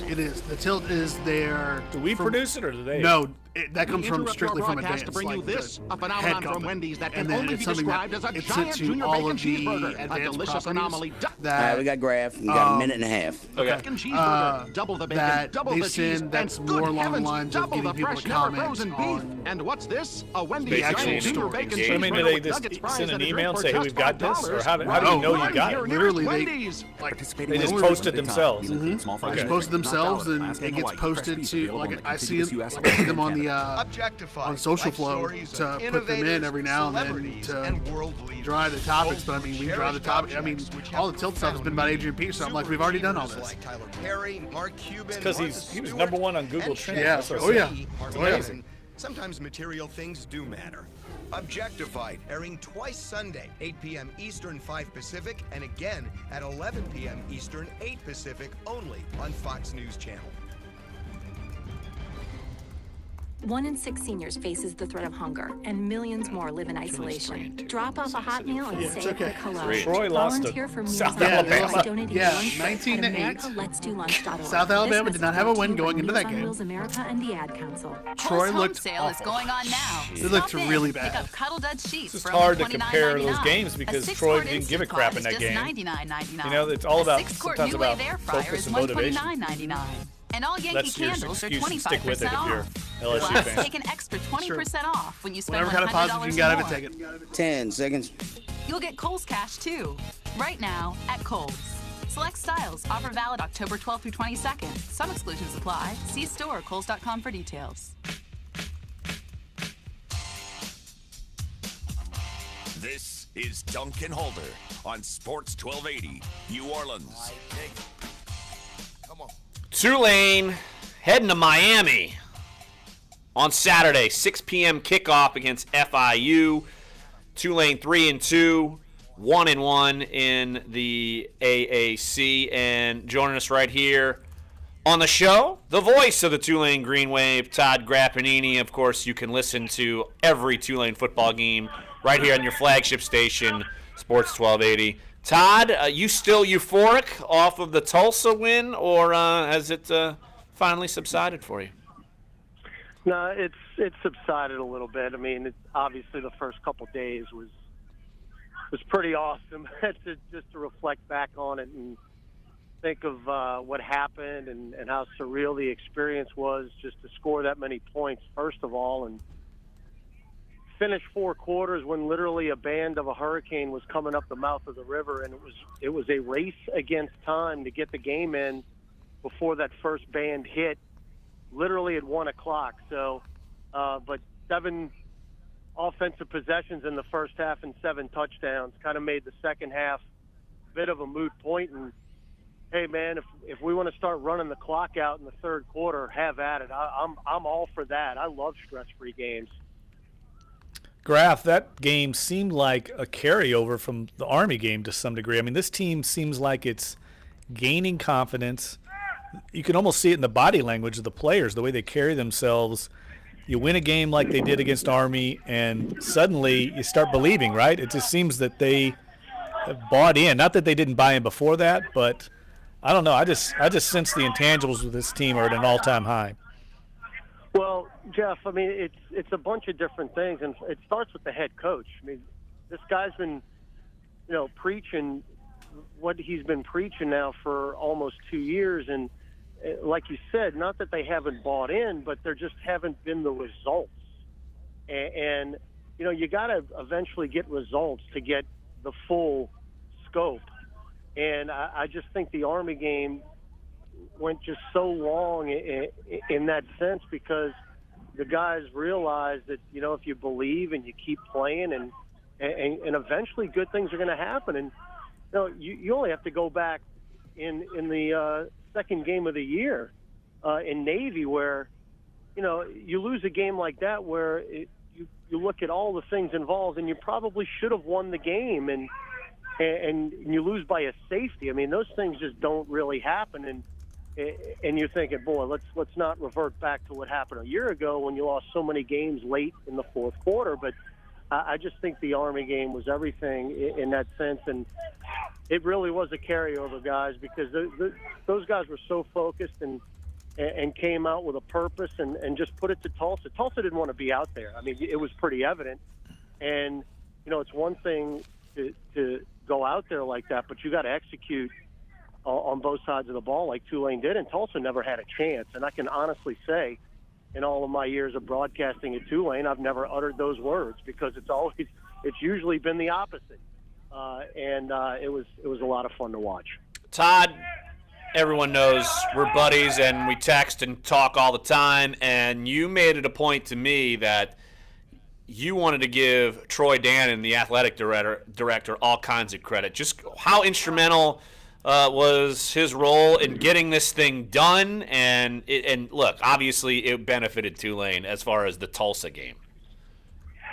Guys, I don't think you realize how close that game was to not being played.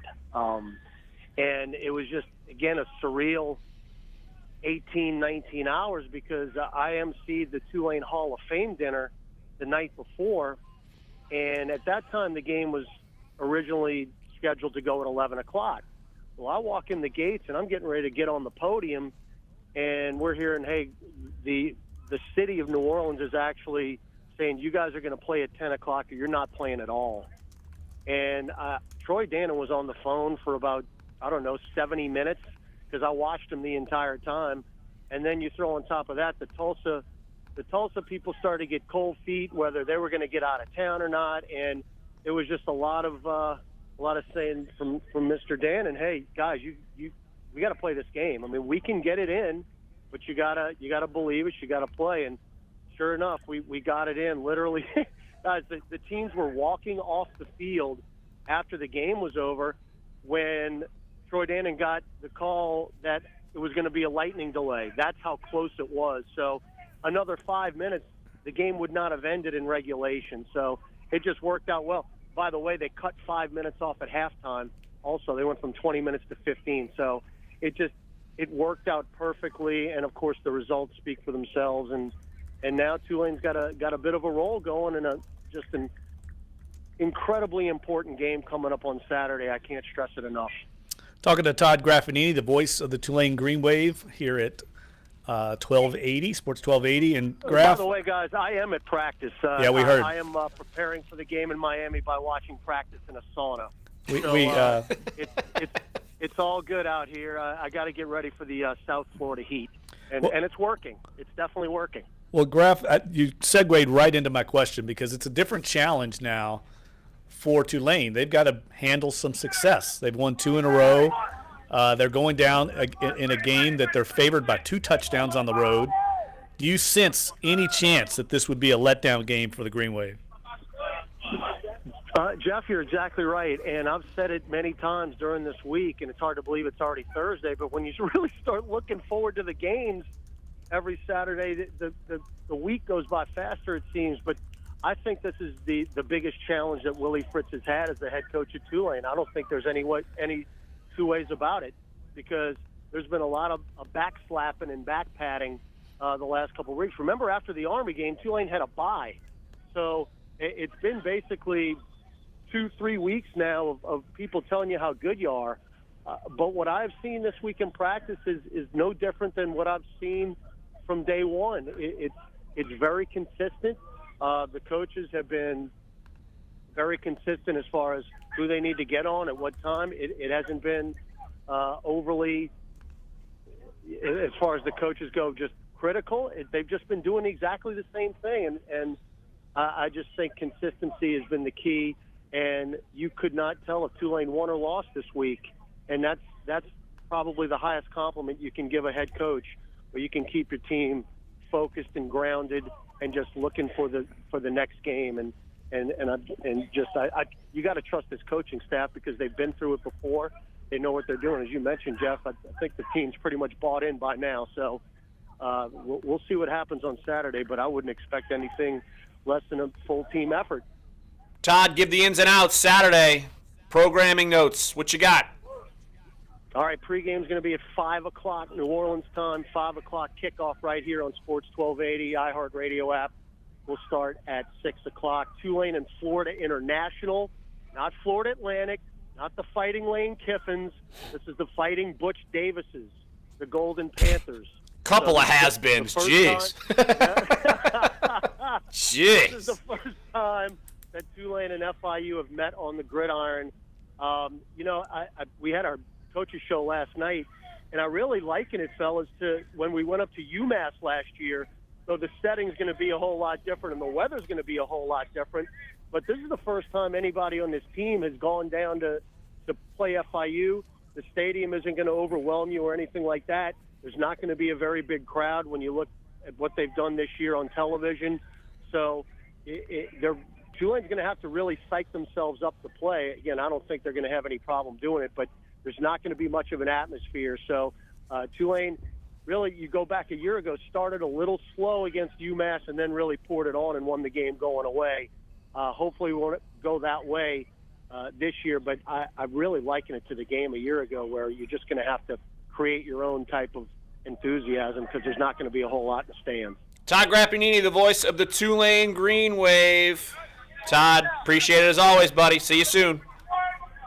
Anytime, fellas. All right, that's Todd Grappanini playing Florida International, 6 p.m. kickoff Saturday right here on your flagship station for Tulane football, Sports 1280. When we get back right here on the show, Clyde's time to shine, picks, and then final segment of the show, we'll try to catch up with Peter Schrager, NFL Network, and Fox Sports. We Bring will on the talk picks. with him. Oh, you are fired up. Bring them on.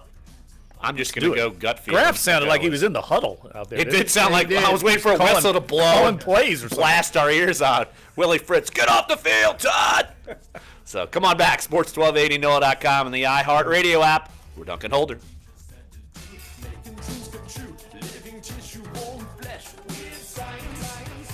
Your forecast, Sports 1280, New Orleans.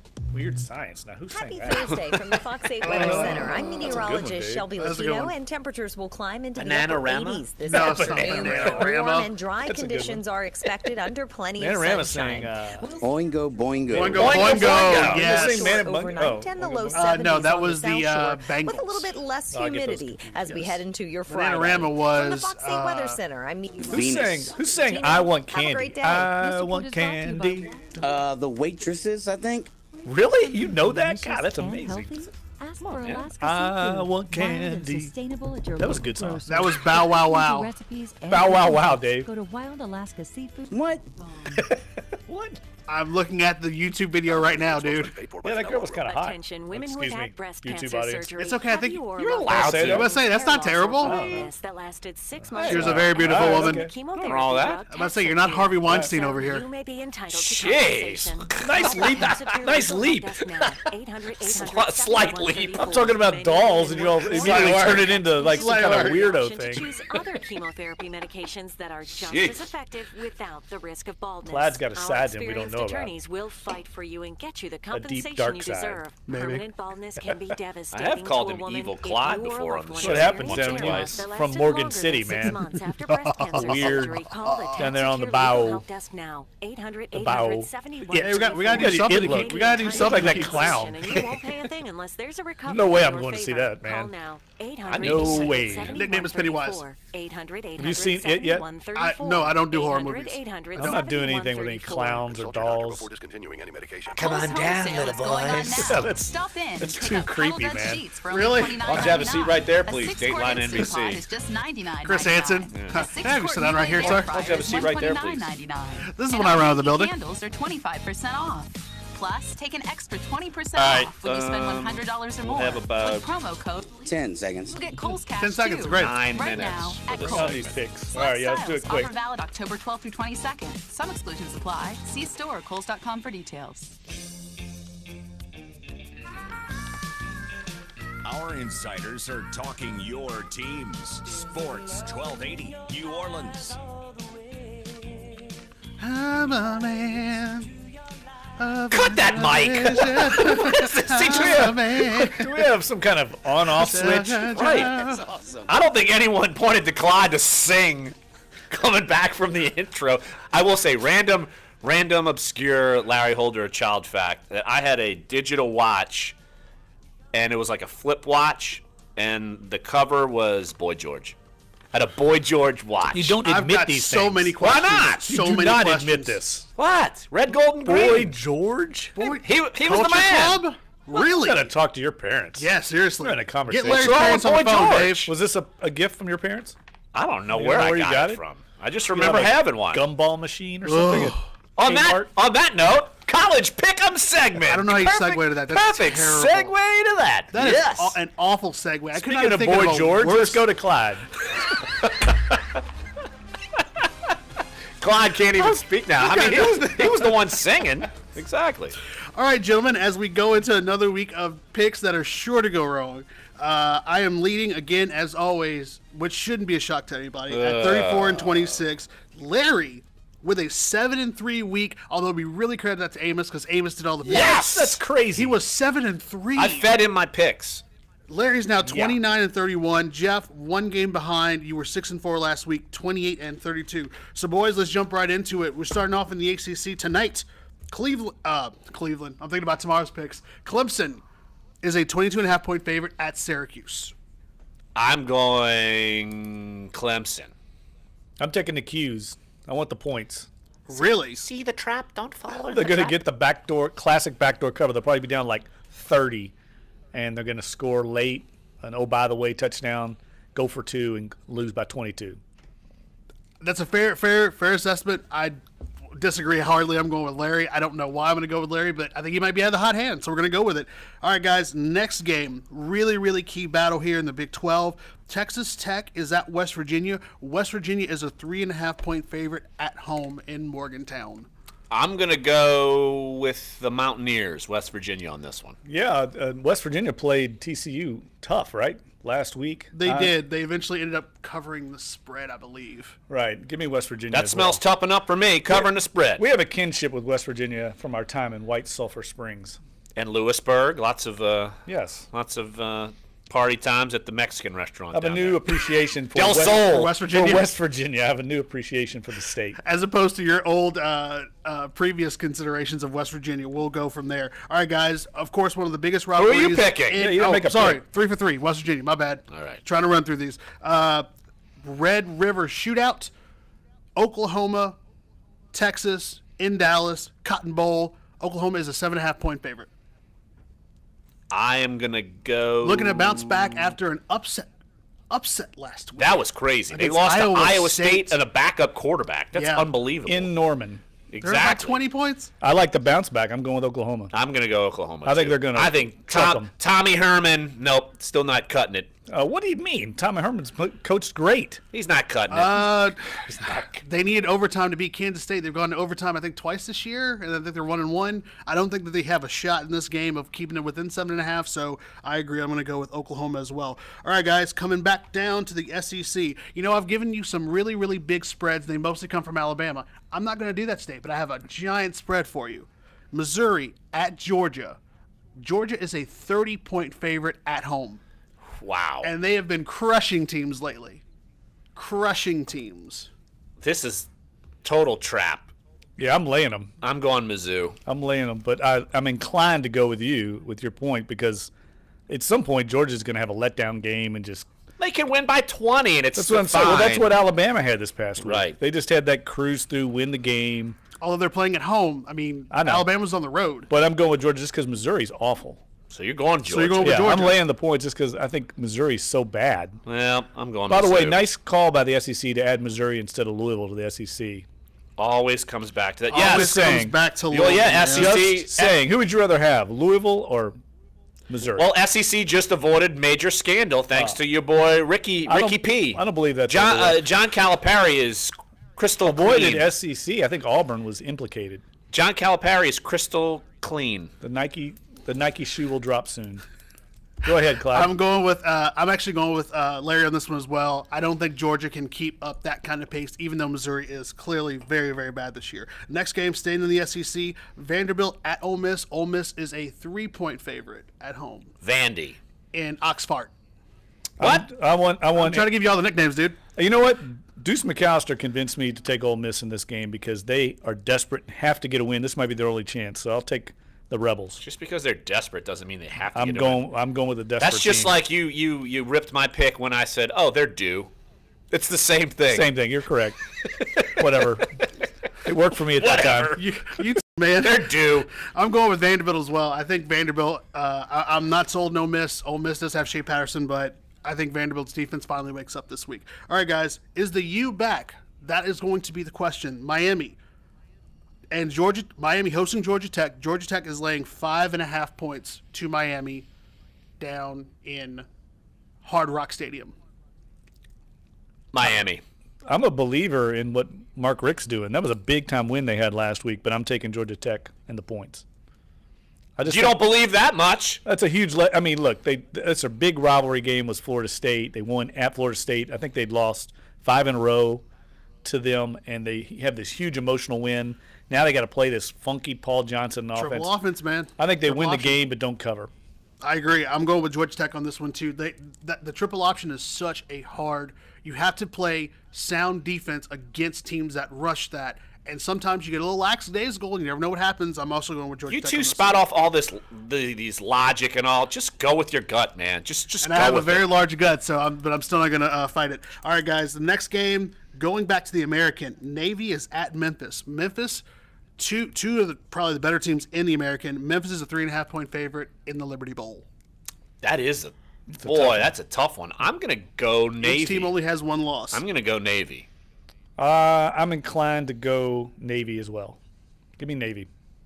Same thing. I like the midshipmen. What we just talked about, a team that is very sound on both sides of the ball. And again, triple option. Go with Navy. All right, guys, the next game, we talked about this last week. It was one of our games to pick. It was Michigan State against Michigan. Michigan State, obviously, with the big upset. I think I got that one correct. Yes, you did. We both got that one correct. Holler to Jeff.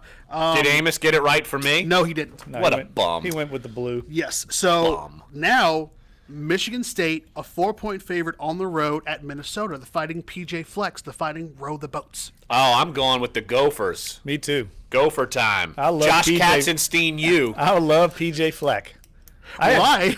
I had breakfast on the University of Minnesota campus before the Vikings game with Josh Katzenstein. That's a very cool campus. So I have an affinity for them as well. Cool campus means Jeff picks them.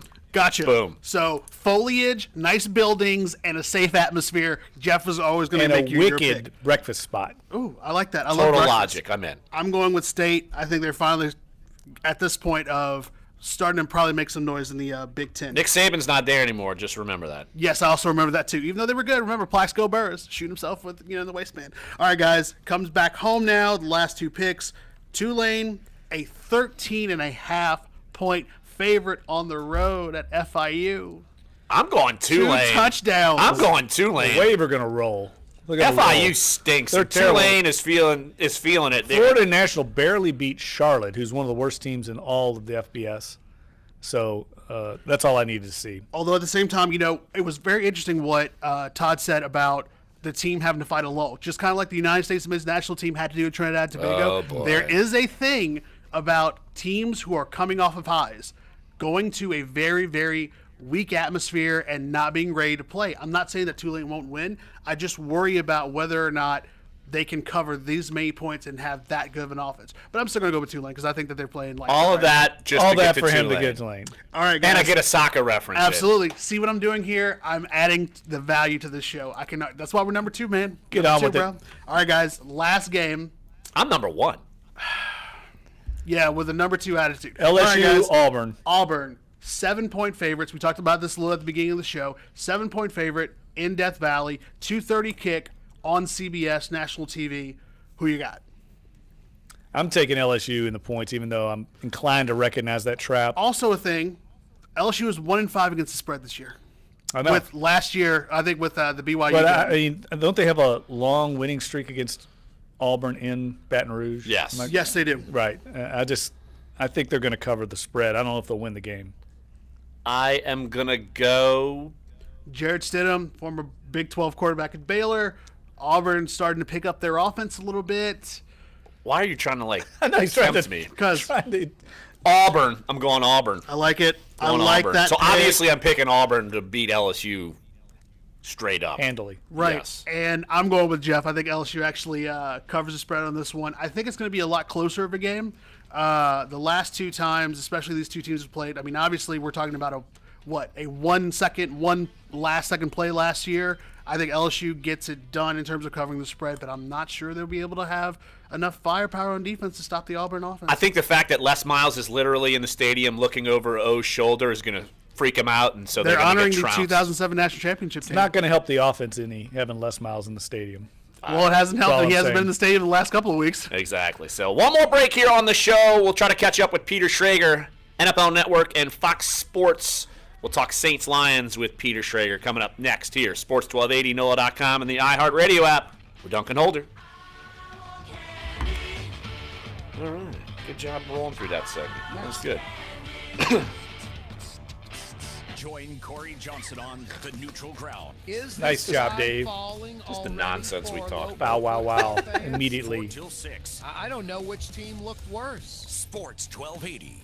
Yeah, the waitresses did. I know what boys. Oh yeah, I know what guys want. Yeah, very similar kind of song too. Similar era. That's why it jumped in my head. Right. Yeah. All right, Peter Schrager, right? Yeah, we'll try to get him. Hopefully his phone is alive. We invite you to do the same.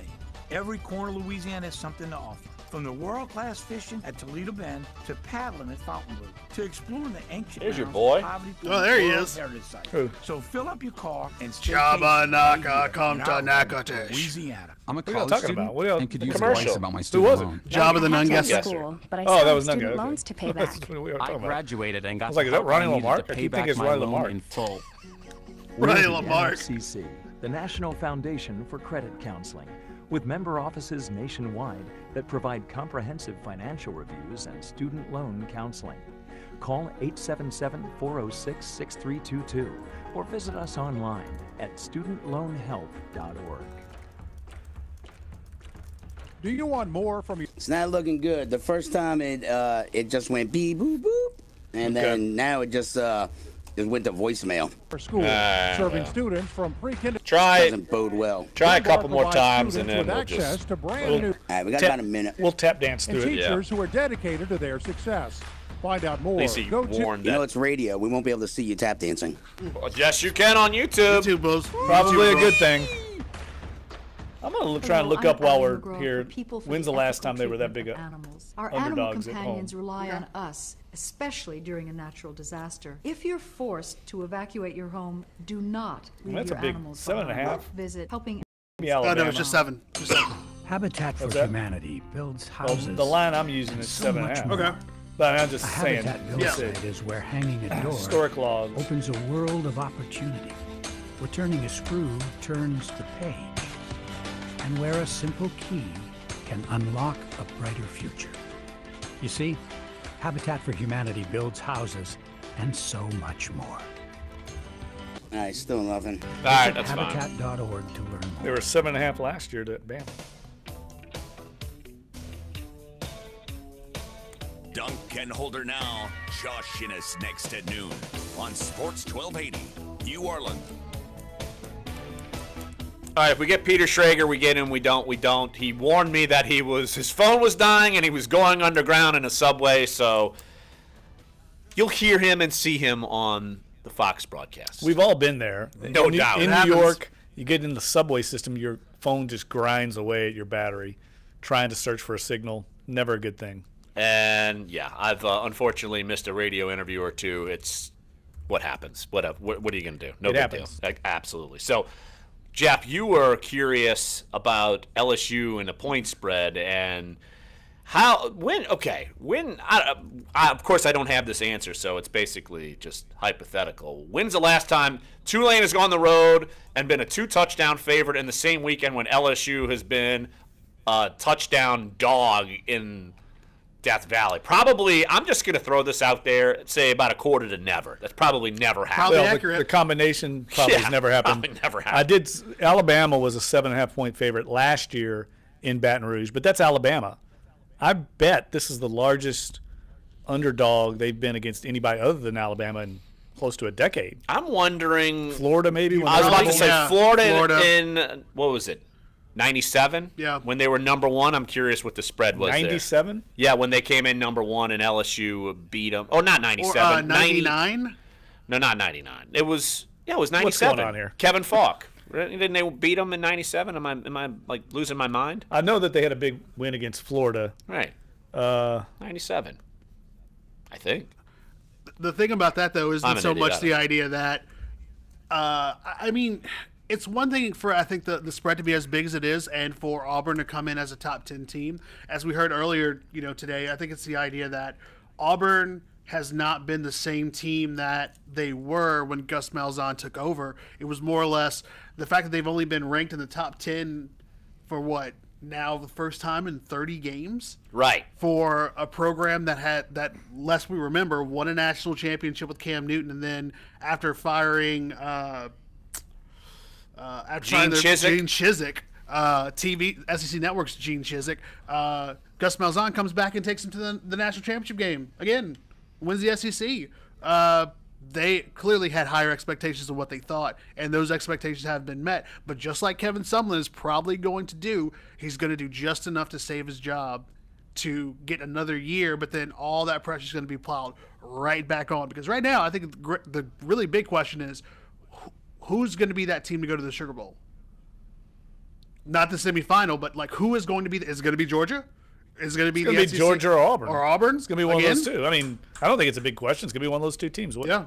I mean, it's not going to be Vanderbilt. By the way, LSU probably wasn't a touchdown dog against Florida that year, 97. No, they were 16.5-point underdogs. Won that game. Wow. I just looked it up. That's crazy. 2 years later. See, just like I said, they were a huge underdog. But 2 years later, they played Florida, and they were 14-point underdogs, and they got beat 31-10. So that was back in the Danny Werfel era, right? Or is that I'm not thinking of that was when Florida, Steve Spurrier, right? Yeah, Steve Spurrier. They were like a juggernaut back then, routinely number one, and they were 16.5-point favorites at Tiger Stadium in '97, and LSU swung the upset. Next 2 years later, 14-point underdogs, and they got beat 31-10. So you're telling me there's a chance? Yeah, because I covered that game. That was my first year at the Times-Picayune as the LSU beat writer. Jared Donato's last season, that's when Ryan Clark and that group was there. They did not compete well that game. No, 99, that was one of the worst LSU seasons I can recall seeing. They quit on Donato. It was bad. Didn't they win the final game that year, and it was like Rohan Davey, Miracle City? That I think Hal Hunter was the interim coach. Yes. Hal Hunter had taken over. Yes. And I remember distinctly because we had a press conference, an informal press conference with Jerry DiNardo. It was myself, Mary Foster from AP, Pete Finney, our columnist, and somebody from The Advocate. We were all there with DiNardo, and he was drinking wine in his restaurant. He had DiNardo's restaurant outside of town, and it was an informal press conference because obviously he wasn't with LSU anymore, and he started mimicking Hal Hunter as he came on the TV screen in the corner of the restaurant. They were showing Hal Hunter and documenting that he was taking over on the newscast. And Jerry DiNardo got up and started mocking him and imitating him. Wow. Kind of fun. It was lighthearted. Right. But it was hilarious. He'd obviously had a little bit of vino after being let go. It's true. Good thing you didn't have, YouTube Live or Facebook Live. You Twitter wasn't. That's the difference. Twitter wasn't around then. Vine, your Vine cameras, because that'd have been on loop and would have gone viral. Absolutely. I wonder where Hal Hunter is at today. Anybody have any clue? I just remember him kind of as a rising assistant at that time, and I don't know where his career took him after that. I'm sure you can look it up, right? That's what I'm doing right now. I could see you looking away. Hal Hunter. I'm endeavoring, as they say, to try and find out when the last time, if any of our listeners know, maybe you can call in. When's the last time LSU was a touchdown underdog to somebody other than Alabama in Tiger Stadium? We've gone all the way back to 99 when they were 2 touchdown underdogs against Florida. Anytime since then in Tiger Stadium other than Alabama. Hal Hunter is the offensive line coach for, drumroll please, the Cleveland Browns. Wow. Holy cow. I wouldn't have thought that. I did not know that either. He was coaching with Greg Williams. There you go. Maybe that's why Cleveland stinks so bad. Ooh, that's not the only reason. Defense is number 5 in the league right now. Yeah, and they're somehow 0-5. Somehow 0-5. No, somehow. They're Cleveland. They might go 0-16 this year, guys. Well, the Giants might go 0-16. No. Well, it's the race to the number 1 pick again for both teams. Maybe they'll take a quarterback this time. Cleveland, maybe. The 49ers are also in that hunt. Oh, that's true. Yes. They need a quarterback badly, too. Yeah, they're going quarterback for sure. And I don't know what happens. They would need at that point because, you're talking about 2 franchises or a bunch of franchises at that point that have no stability in terms of what they need to do for the future. What did the Browns invest in Kaiser? What 3rd round pick? Yeah, so they could easily go quarterback as well. Yeah, no doubt about it. But they've already replaced him. Yeah, exactly. LSU. I'll pose this question to you two guys. If LSU loses, does mass panic return for Coach O? I don't think it ever really left. It for LSU fans, it never leaves. It's almost this kind of unflattering, toxic cloud that's always there of unease, that there's something, they're on the verge of being irrelevant or irrelevancy, which I think is extremely, extremely farcical, knowing that they're in the SEC and that literally you can go from, almost like we talk about the NFC South, you can go from the worst to being one of the best and getting that Sugar Bowl berth, which I think should be the number 1 pinnacle. It's like getting in that Sugar Bowl. If you can get into it, fantastic. But the idea that you're going to somehow fall off this cliff and never be relevant again is just silly. That's never going to happen. The amount of money that the university and athletic department pulls in is never going to drop low enough to where you're going to be considered Virginia. But I think the fear is that you end up being like, I don't know, Texas has fallen off. Tennessee. You end up falling off. You're relevant, but you're no longer a national title challenger. Notre Dame, same thing. Yeah, you're good, but you're not in that mix of being a title college football playoff contender. How long do you expect Clemson to be this good?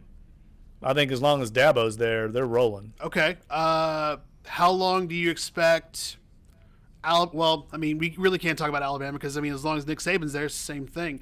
I think that the idea that college football teams are just not going to go through slow periods it happens. Well, here's the best example of that. Look at Oregon.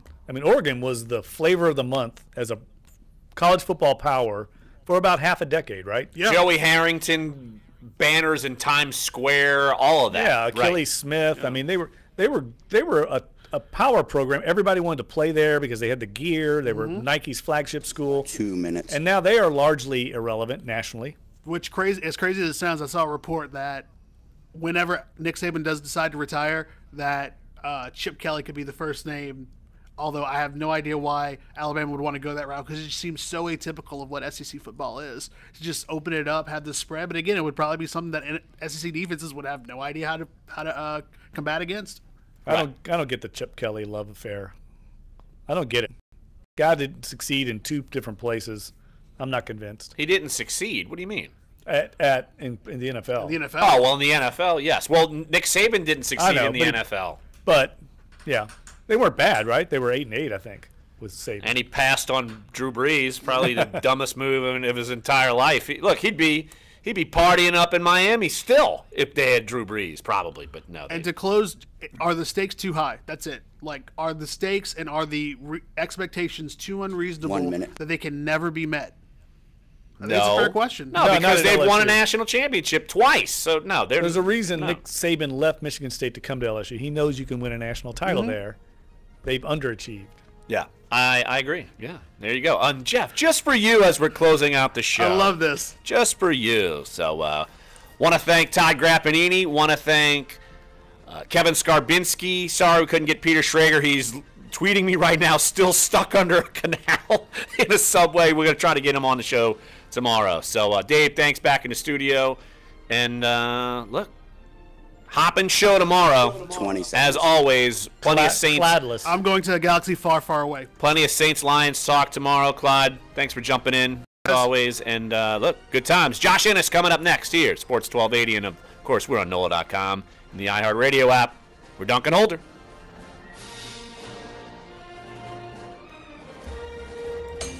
Habitat for Humanity. Star Wars. He's stuck in a not moving subway. No, he's like losing his mind.